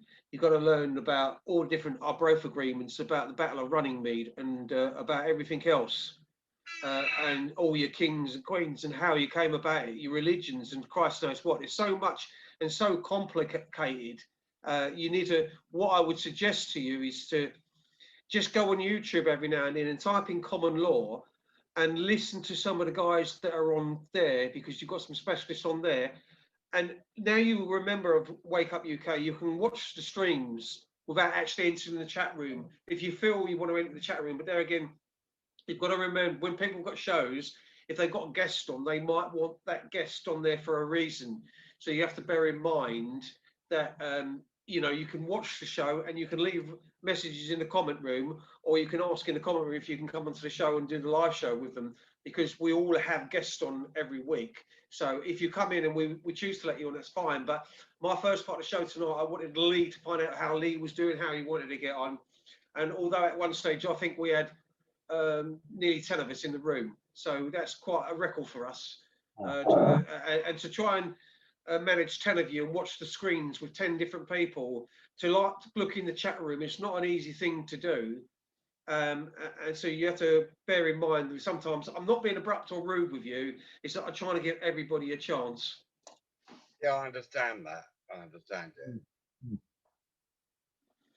I'm going to say good night because I'm not feeling too well. But good night. Thanks for having me, and I'm sorry if I went on a lot. But you know, I wish you could have had a bit more time. No. But you're welcome to come on again. So, Alan, it's lovely to have been here. You do a brilliant job, all of you. And Sandy, I watched you in Scotland when my friends Sue and Jean were there, and I'm MacDonald, my maiden name, and I watched all of you. You're a lovely man, and yeah, I feel a bit embarrassed now, so I'm going to go and get off to bed. Let me just say something before you go, Liz.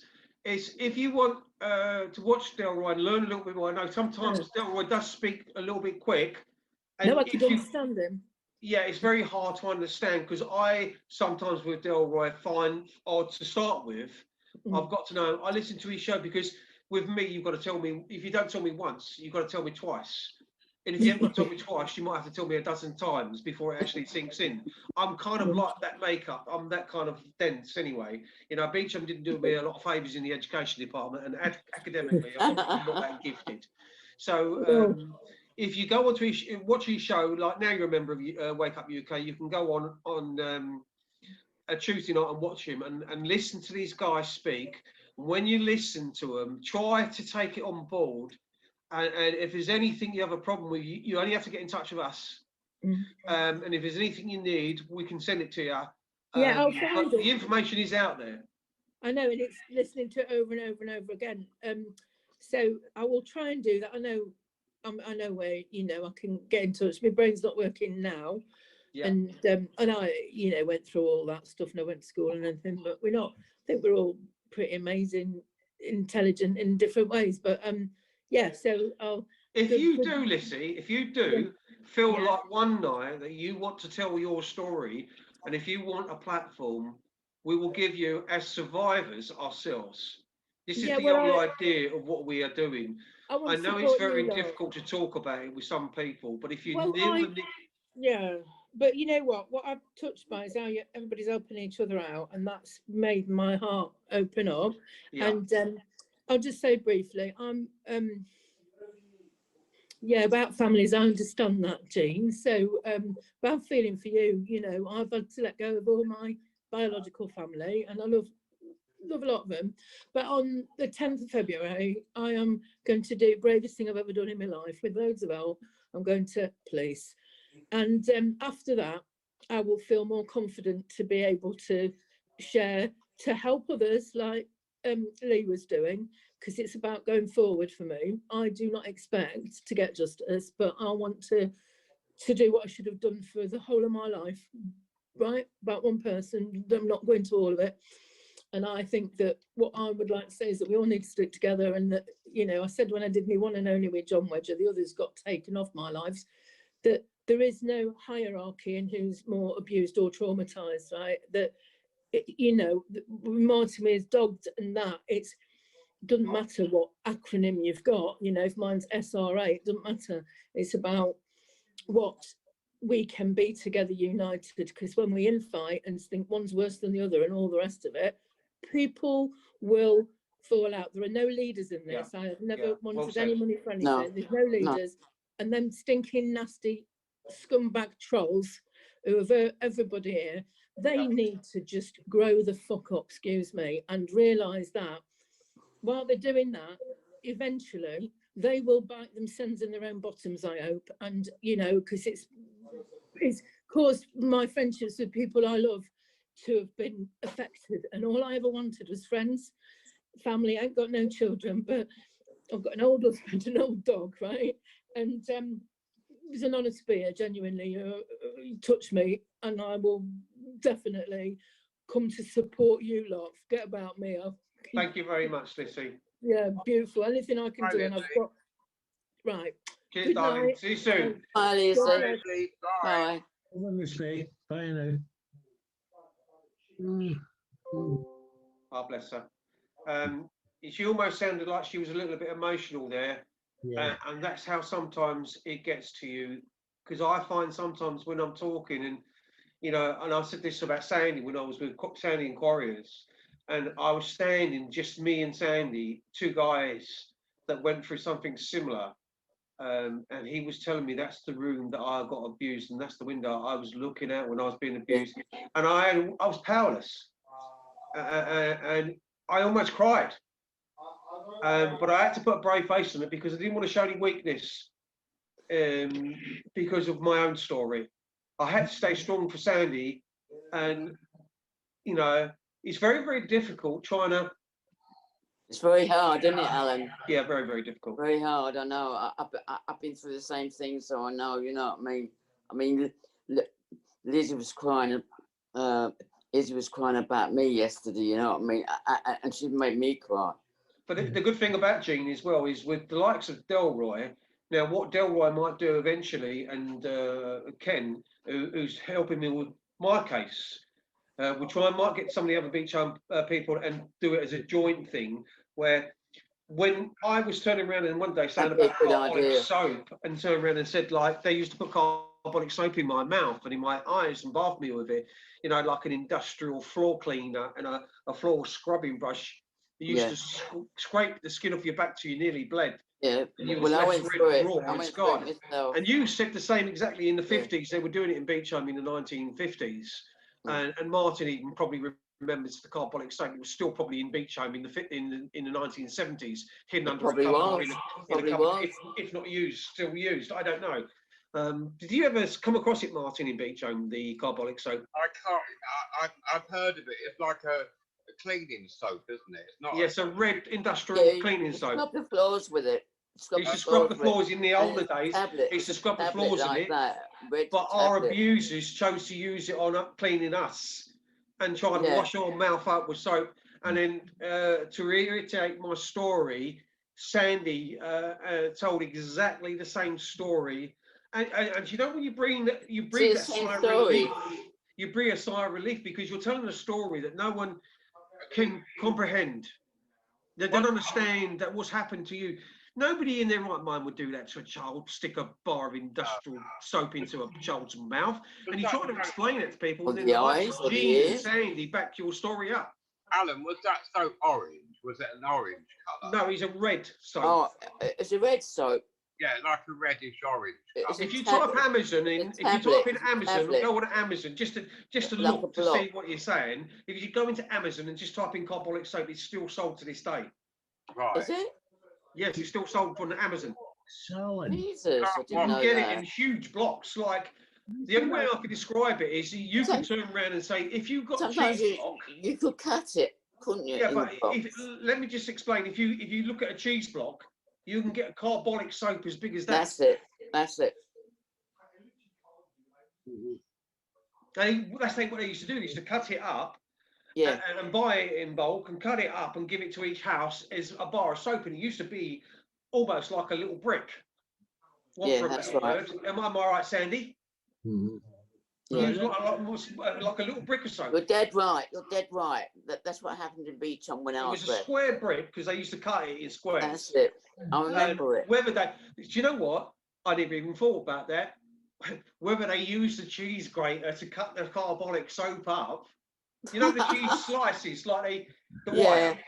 Yeah. Do you know that just come into my head about because you could get it the size of a block of cheese. I never thought of that.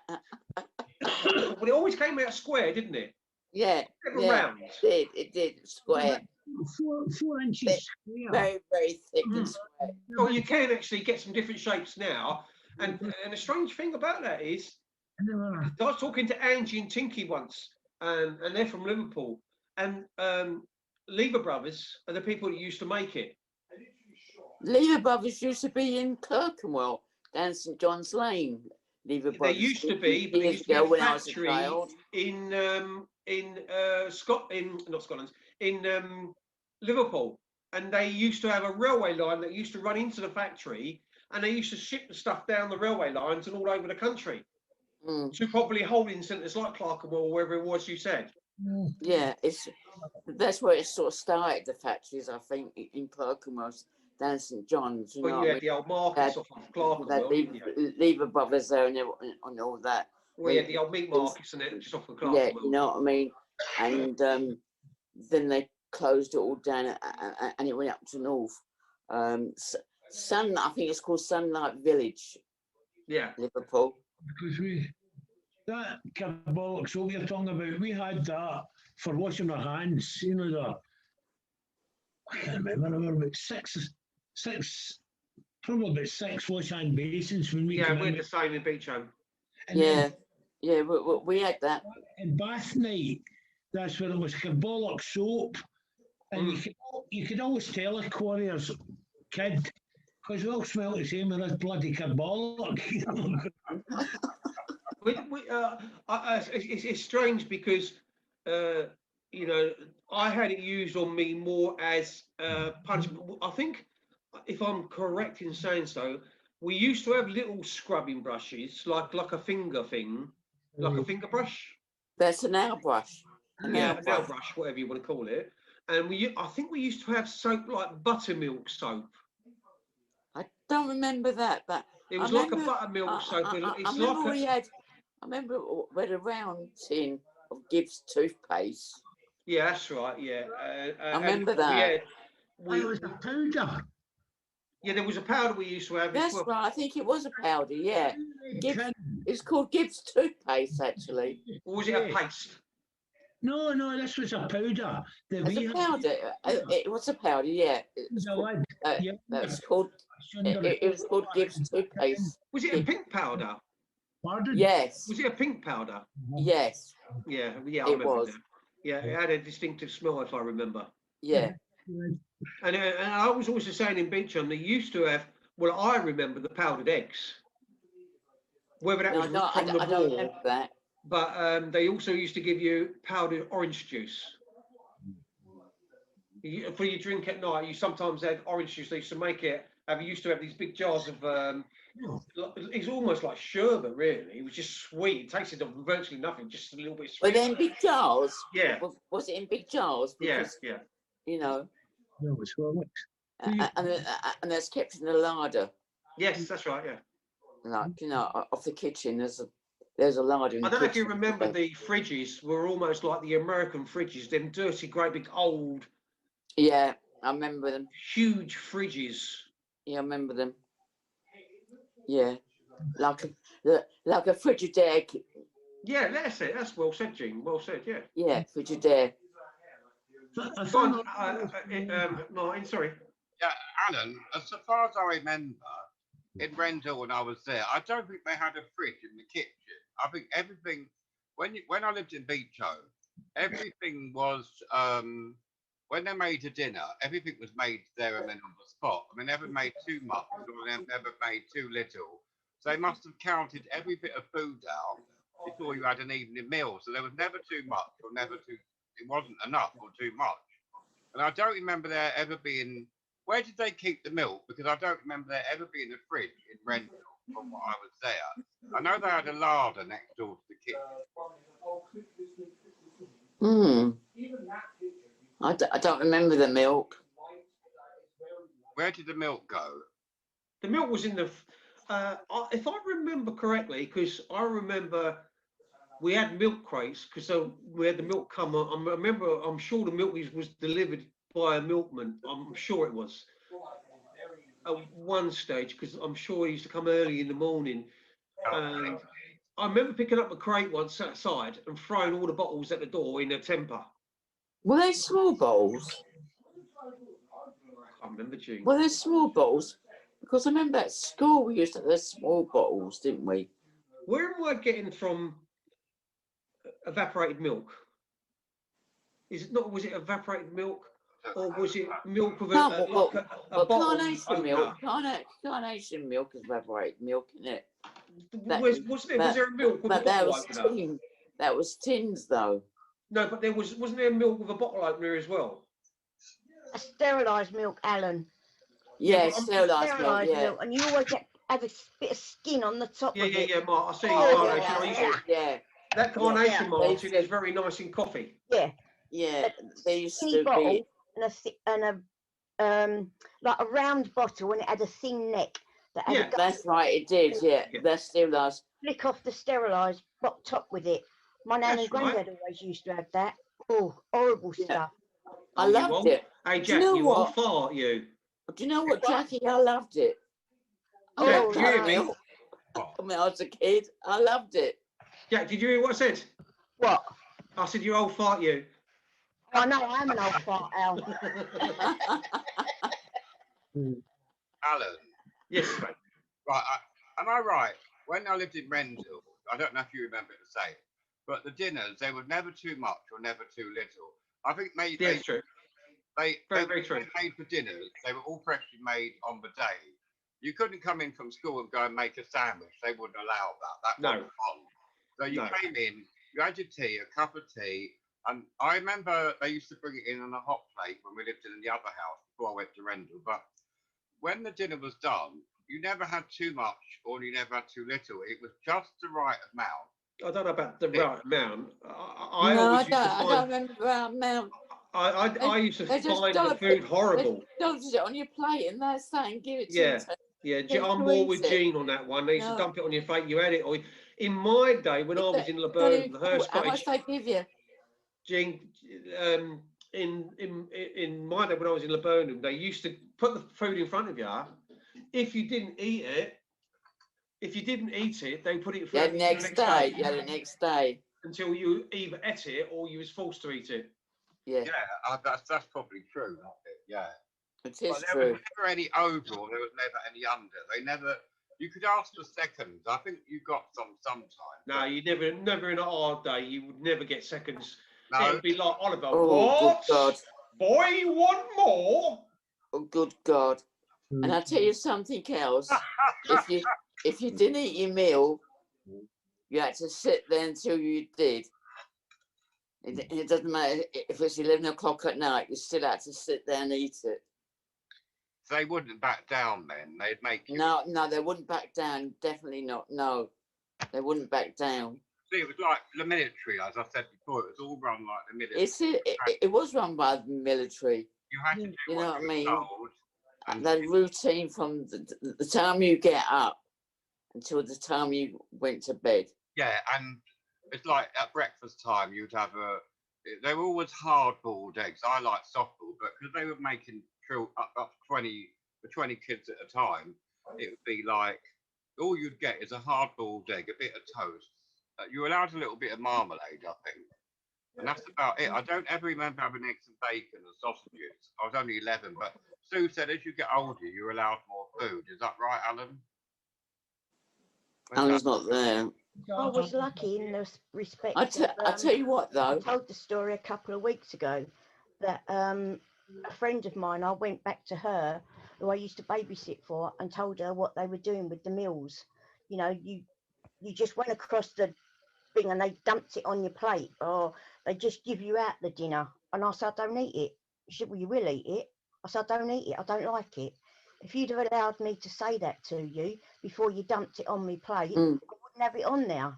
Oh, but you were saying, yeah, you will have it. You will eat it. You will eat it. Jackie, so I just got up, walked out, and went and found went to a lady I used to babysit for, and I told her, and Sally said, they do what? I said, yes, she reckons I'm going to eat it. You know, I said, no, I don't eat it. I don't eat swede, turnips, parsnips, mashed tater, nothing like that. custard. Blech. No, thank you. So we went back there. And when you was a kid, you had to go in by the side entrance. That was our entrance. That's right, you did. So she said, we did it at beach I'm time. not going round the fucking side. We're knocking on the front door. No, they All wouldn't. right, fair enough. We knocked on the front door. And she said, you're supposed to go round the back. And then Sally appeared and she said, she might, but I don't. So she walked in and she just said to her, very politely and pleasant, didn't swear, she'll tell you what she eats. And if she ever comes to my house again and tells me that you're forcing her to eat food that she don't like, but you're giving her the opportunity to say that, you're putting it on her plate regardless, and you're trying to make her eat that food, when she comes to my house again and tells me that, I'll ram that fucking food and that dinner down your throat. You like it. And see that fat prat in there who's the fucking dinner lady? Look at you. She was a big thing, I've got to tell you. She was her old Billy Buster, was the woman who used to Classic Jackie. Classic Jackie. Don't you just love Jackie? She's absolutely fucking brilliant, isn't she? Well, you know, that's why I said I was lucky because I had Sally on my side. You know, and it hurts me to think that I was in care and I was okay. Nobody done anything to me. And it hurts me that you had abuse done to you, you know, and you didn't have somebody there like I did. No, there's nobody there at all. If I said to you, you don't know how harsh the beatings were. Yeah, exactly. And you know, we were beaten by uncles and aunts and men, grown men, with our fists. I had men punching me in a little boy in the stomach, punching me in the back of their head. And you know, and the women used to slap you around the face, land her head round the ear. I tell you, you get slapped round the back of the neck, it hurts you as a young boy. Yeah, of course it would. It would hurt anybody, Alan. You know, but as I say, I was lucky that I knew if I went to Sally's house and I told her what was going on, I knew she would come back there with me. And after that day, when I got my dinner plate given to me, or if they'd already set up the dinners, mine was never set up. It was always go to the hatch. And I'd tell her what I want. No, I don't eat that. No, I don't eat that. No, and I don't eat that. And I might only end up with, say, a boiled egg and a bit of cheese. But that's all I ate. Yeah. And she used to say, don't come to me afterwards and tell me you're hungry. I went, no, I'll go to Sally instead then, eh? And she shit herself. I don't know if you knew, Jack. Anything else you want, Jackie? No, I'm fine, thank you. You was fucking lucky. Actually, she was, wasn't she, Ellen? They don't like it, so why are you forcing food on them? I know you got away with it, Jack, because we never had enough. If we said anything, we were punished even more. We weren't allowed to say. We didn't have a voice. Exactly. And that's why I say I was lucky. You were fucking lucky. Friend Sally, that came and stood up for me. But was she a member of staff? Sorry? Was she a member of staff? No.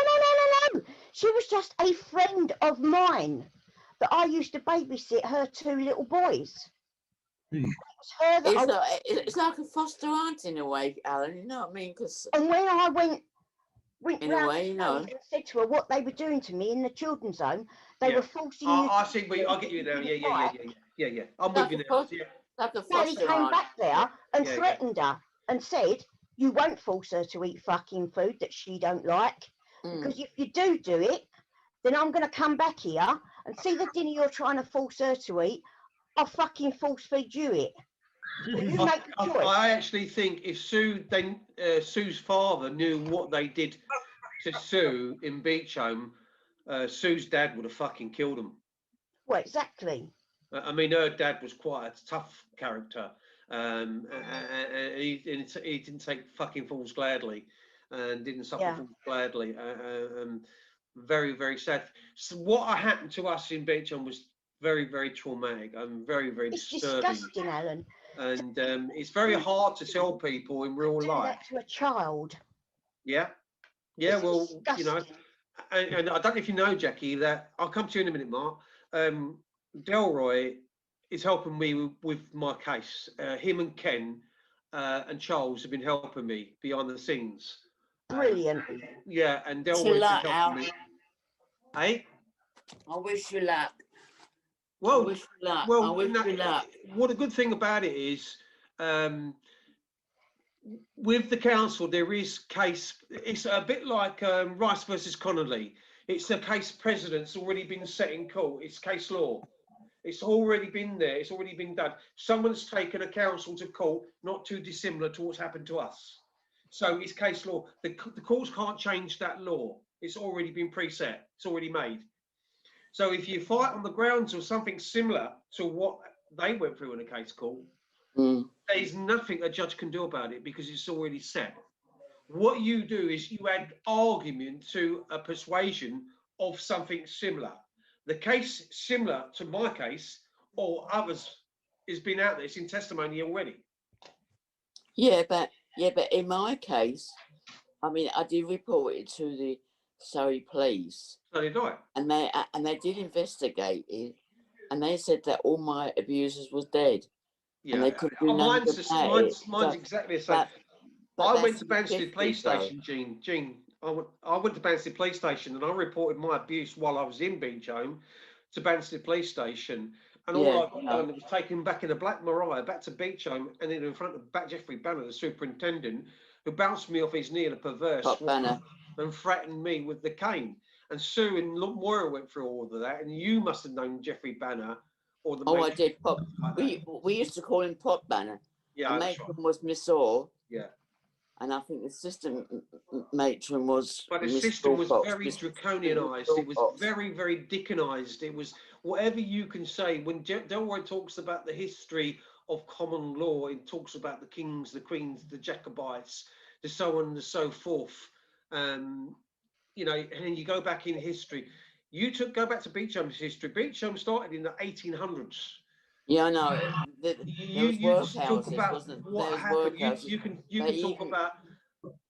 They even Sorry. sent, when they left Beach Home, they even sent him into the army straight away, didn't they? Yes, they had a regiment. Beach Home Boys Yeah, had they had a regiment. No, So not only did they come from the poor homes in Kensington and that's Chelsea, it. they That's went it. straight into Beach Home, and that's where Beach Home was founded from. Yeah, that's And not right. only that, they had workhouses and stuff like that. Yeah.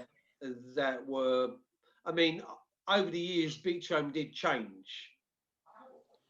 Oh, it changed. And at one stage, It Beach Home changed could a hold lot up to after. 900 kids. It changed a lot when after I left, because when I was in Beach Home, the gates, there's a big gate, wasn't there, and two That's side gates. Well, they was kept closed, and then there's a little annex, right. wasn't there? You know, A a little lobby, lodge. lodge. You know what I mean? And you had to walk in and out of there, and the bloke in there was Mr. Fisher, an old Yeah. man he was with glasses. You know, He worked the takes you down the switchboard. road There once. was like a plug-in old switchboard, and you That's used to pull the right. wires out and put them in That's and out. right. 'Cause And funny enough, he knew every bloody child in that bleeding home. and walk it, in and out, sometimes in and he'd out, even in make you and a cup out. of tea. He It's always the made a cup of cops, tea. yeah. He would make a cup of tea sometimes because he had an open fire, and it used to be lovely because you used to go in there, and he said, "You're not supposed to be Yeah, in did there, but if me. you tuck into that corner there, no one will see you." Because people used to come up to the window and look in the window opposite where he sat on the switchboard. Yeah. But Beach Home, It it didn't won. me, 'cause he used to chase me. He Well, did. He used to chase me because I I used to can see jump why they over used the to chase fence. you. You was a naughty little fucker. I used to jump over the fence at night, you know what I mean? And Well, we know about you, I- Jim. We know a naughty fucker you was. you know what I mean? He chased me. I was hiding behind the cars and all that, you know what I mean? And he said, Yeah, I know we know who, about who you. you are. We know you was a Tell right your naughty face, little mother. fucker.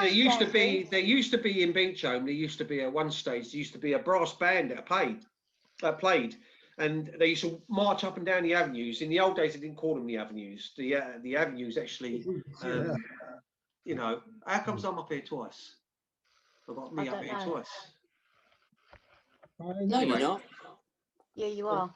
on my screen I am. Oh, He's not performing a on my magic screen, trick. no. I've got double. I tell you what, do you remember breakfast? We had porridge every bloody morning. Yeah, that's right. Lumpy. Bleeding lumpy. That's sick. You couldn't eat it. and it was big and cold when you got it. Sandy, are you okay? Because you're not talking that much, darling. I know, Jack. I said this earlier on. Sandy's been attacked a lot by trolls. Yeah. And he's been through a lot of crap in Scotland, and people have been giving him a lot of shit. I knew straight away, because it's strange. Me and Sandy have clicked very well together. Hang on, Gene. Let me just say something, Gene. Me and Sandy have clicked very well together and got to know each other quite well.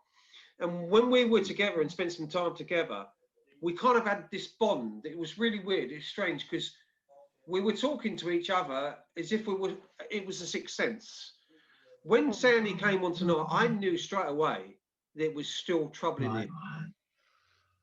Am I right, Sandy? A wee bit. I'll tell you a wee story. You're talking about breakfast and all that. Now, every morning, I was in chorus near enough 2 years, and every single morning, there was a massive frying pan, and into that frying pan went cabbage, boiled cabbage, and then in went the lard, and that was fried, and then eggs were cracked. We did that every single bloody morning, right? Then you had this sort of big cabbage omelette and a slice of bread, a drink of milk. There was always milk we got, because they'd own farm in this place. So anyway, we would get that. Then at lunchtime, we would get 2 potatoes, right? 2 potatoes, this big plate of cabbage again, and maybe a sausage, right, for Tom's sake. A dinner Frey Bentis corned beef between 16 of us in the cottage. Then at night we had another 2 potatoes, more cabbage and whatever it was. Sometimes you didn't know what you were eating, but yet you were starving.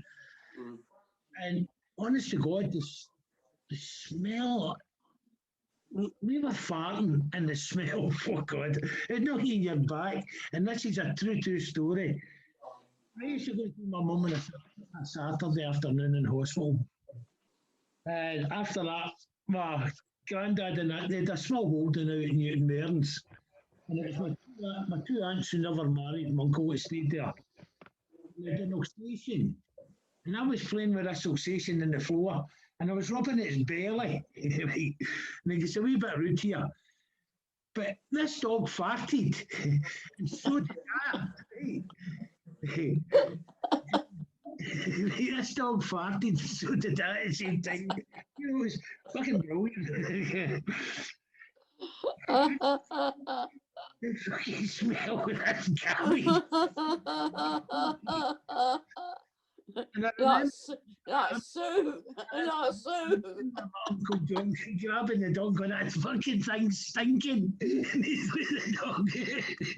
I'm sitting fucking there, still smelling bad. It's like Sue, she farts every time a lot. She does. Oh my good God. And I heard Alan talking about the brass bands. You see come and play, no, that was Sue's ass. but that as well in the morning, we used to line up in 2s. Oh dear. That's what I used to do in Beecham before. Like I said to you, Sandy, that before they called it the Avenues, it was just the top end and the bottom end when I was there to start off with. Before they called it the Avenues, it was the top end or the bottom end, and the top avenue or the bottom avenue. And they didn't call it Avenues. That was later, and earlier, prior to that, when it was the brass band would strike up, go down each end, and they'd come out of each houses and join the back of the band, a line of kids, and go marching off to the workhouses. And they went up the top end of the avenue and the bottom end of the avenue, and you came out of your house, and that was your cue to come out of the house and join the band when it came past your house. You just jumped onto the queue and went off to the workhouse. Those that were working, there is a photograph of it. I'll have to try and, if I can get the photograph, I'll show it one day, and I'll try and put it on to show people of that actual band. So it rings a bell in people's mind when I'm talking about it. And then next, when I actually show, I've actually got a video of it on YouTube, because I'm trying to create a website on YouTube about Beach Home. Right, well. So if you go into YouTube and type in Beach Home, there are videos that I've already put on there. So if you go onto YouTube and type in Beach Home, there is some videos already on there which you can type into. And what I will try and eventually do is try and have a word with Jason and see if we can put the shows on there as well. So every show that we've had John Wedger and the various guests that we've had on to come up to be seen, so anybody can access them and maybe subscribe. And then one day we might be able to get some pennies to be able to do some things with, because I have no intention of going anywhere. Like Jean said earlier on, you know, I'm going to see this through to the day I die, and hopefully Delroy can help us. Look, if you're still having trouble with the trolls, Sandy, send them my way, darling. They won't fuck with me because I'll fuck them right off out the way. I'll give them more to chew on than what they could ever show at me. So in actual fact, that's not a bad point, because I'll tell you something, right? Listen to this now, but seriously. Sandy, you got Jackie as a friend on Messenger? Yeah. Yeah, right. Give Jackie those names of them people. She will drop them a line and turn around and say, if you've got something to fucking say it to me. Yeah, well, Sue done. I did the same as well. And I never heard nothing more. Started attacking Sue. So I don't. Yeah, they can only pick on fucking old people and fucking women, probably. They won't pick on fucking Jackie. They can try their luck with me, Sandy, all they want, but they won't get fucking far, because they'll get fed up before I will. Yeah, well, I'm going to send Sue the thing that comes through today to me, and it was fucking hurtful. Yeah. Send it to Jackie as well. This girl, it started all this. How she's edited everything that was fucking said, and I've got. She's going on about. She phoned up one day, this girl, and it was Jane that spoke to her, and I've come in, and it was just after she'd been accusing me of all these things, and I thought Jane was speaking to Sue. So I goes, who's that you're speaking to? And she goes, oh, it's this Shirley Hunt. She goes, it's Shirley. I go, Shirley, who? She went, Hunt. I went, oh, that. Well, honestly. Did you say Hunts? Oh, sorry. I couldn't resist that, Sandy. Sorry. You were near enough, right? You know, I would have been saying the same. I knew she was recording it. And I went, well, good. I'm going to begin like folk. So I did lose a plot a bit with her. And she recorded it. And she's got on about on this post about, oh, she's going to put it out on Facebook. And I don't give a shit. You know, she's a silly wee girl. You know what I mean? She's got nothing better to do with her time. Her and this guy she's on about it. But as I say, Facebook finished for me. I can't be bored with it anymore. You know, the only way I had a Facebook was to get messages out there. But there's too many freaking trolls now taking these messages, making other stories out there, and then getting other people to believe their side of it. And then, well, you know what to do, go on his site and attack him. That's so wrong. Facebook does nothing about that. Now I reported this. And Facebook says it's nothing to do with him. I reported this girl to the police. The police say, Facebook. Oh. Okay. Facebook don't want to know, Sandy, unless it's anything to do with illegals or the muzzrats.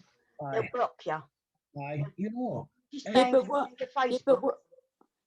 I can't understand is they put children that are practically bare, you know what I mean, and they put. I mean, I saw a woman showing her breasts, you know what I mean. Full frontal, you know what I mean. I think that's disgusting, and yet they don't do nothing about it. And pictures come up all the time, you know what I mean. And yet, when we comment on something, they're down on us. Yeah, they ban us for something or other for no reason at all. You know what I mean.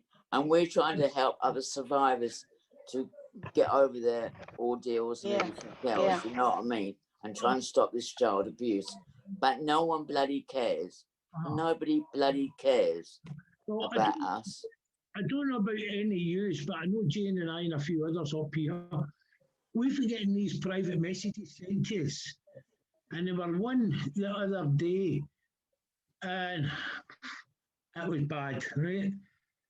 And I don't want to sound bad, but it was more or less he wanted me in the bed. And this isn't a private message. This is my email. Sorry, this is my website.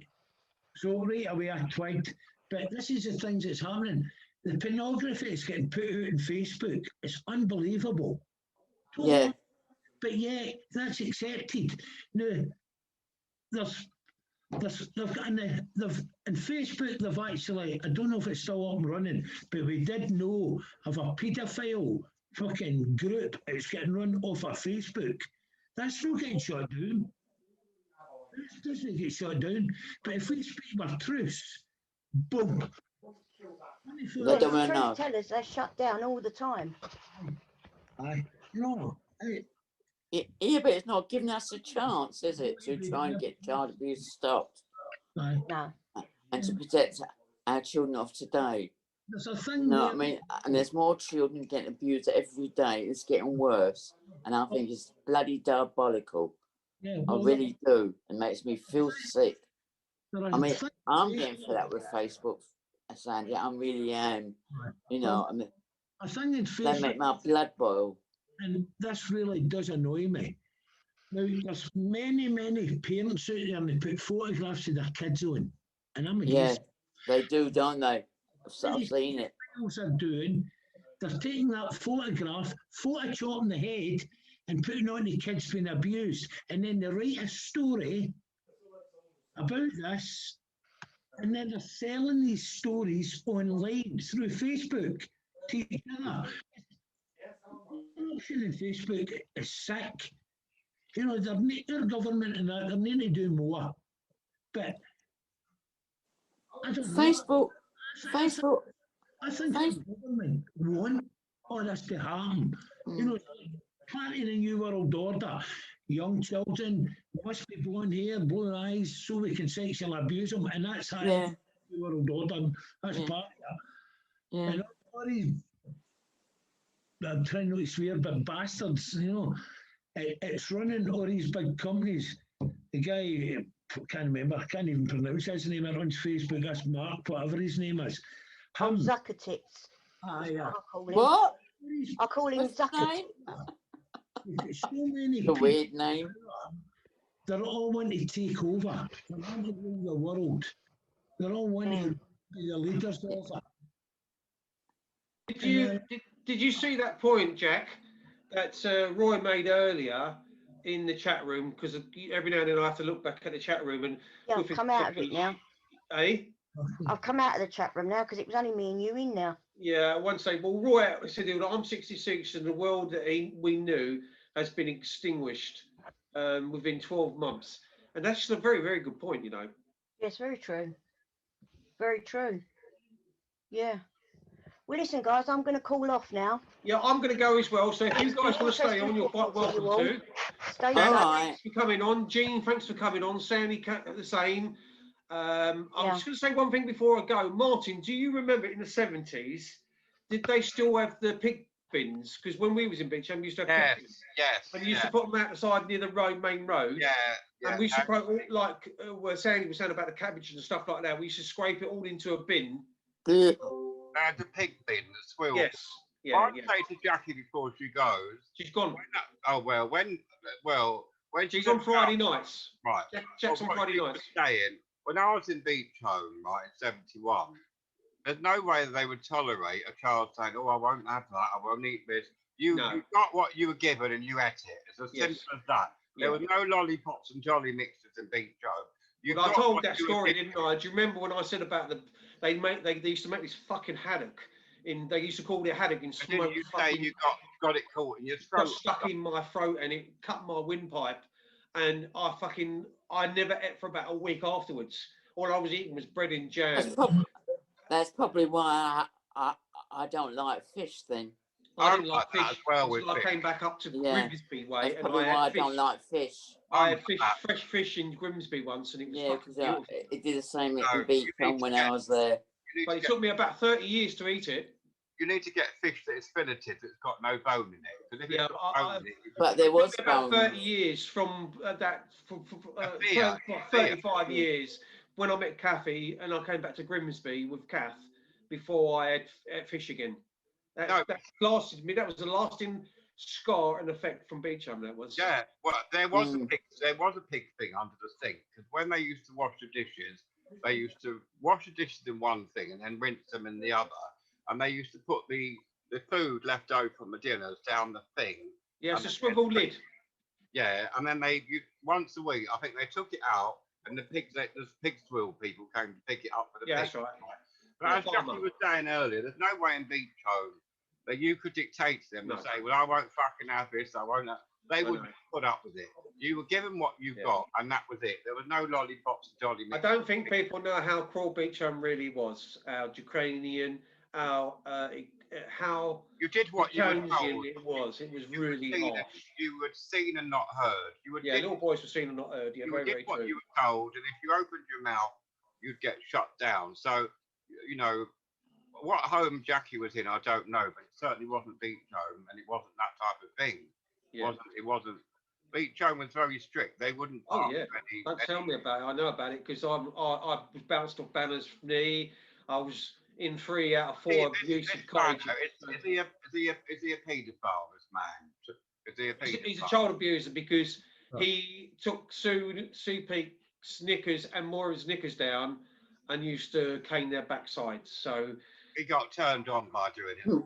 Mate, he did the same to me. He was bouncing me off his knee in a perverse way. He was getting off the fact that he was bouncing a little boy off his knee and getting an erection on it. Yeah. But is he dead now, Alan, or not? I would think he probably is. He's one of them people like politicians that go on to something better and given a better job for a fucking being an abusive. Yeah. He's in the film about beach home. You see him with the glasses on, pop back. Yeah. That's right. He's walking down the avenue with the kids. Yeah, that's right. He's got a very posh speaking voice, hasn't he? Before I go, guys, I just want to say a big thank you to Delroy for coming on. Yeah, Alan, I'm going to jump off at the same time as you. Good to see everybody, Sandy. Obviously, you know, it's nice to meet you, Del boy. Delroy. And Martin. Then you can see Delroy on Tuesday nights. He shows on a Tuesday night, so you can jump on and watch Delroy. If you go in the chat room, you can watch it. All these live streams you can watch, and then. When you go to the chat room, Alan, if I say I want to see an old episode that I'm on, will it come on when I just log into yes, Wake Up UK, or do I have to if you go into the Wake Up homepage, you can go scroll down and you can see a lot of the old shows and stuff like that. You can do that, and then if you go into it and it says there's what it is a white background like a white bubble with red writing in it. If you click on that, that will take you to the chat room, and you can go into the chat room and you can leave any messages to the host. I often do it with Delroy. He doesn't always see my messages, and I always say to him, "You're not looking in the fucking chat room." But Charles will look in there sometimes for Delroy. But Delroy, when Delroy's talking and he's on one, he's fucking on one. So when these are recorded, can you burn them onto a disc, or is it nothing like on YouTube, or is it nothing like that? Look, Delroy's a fantastic guy. If you leave your email in the chat room, or if you want to give it to me, I will get it to Delroy. And if you want to contact Delroy, or if Delroy wants to contact you, he will do. He's got my email address. Is he? Brilliant. That's brilliant, because Delroy can do all sorts of things with the computer. He's an absolute wizard, so he can bring up things like Lee did earlier on when Lee was putting stuff up. So, Sandy, I hope you're getting better, mate, but don't let them get to you too much.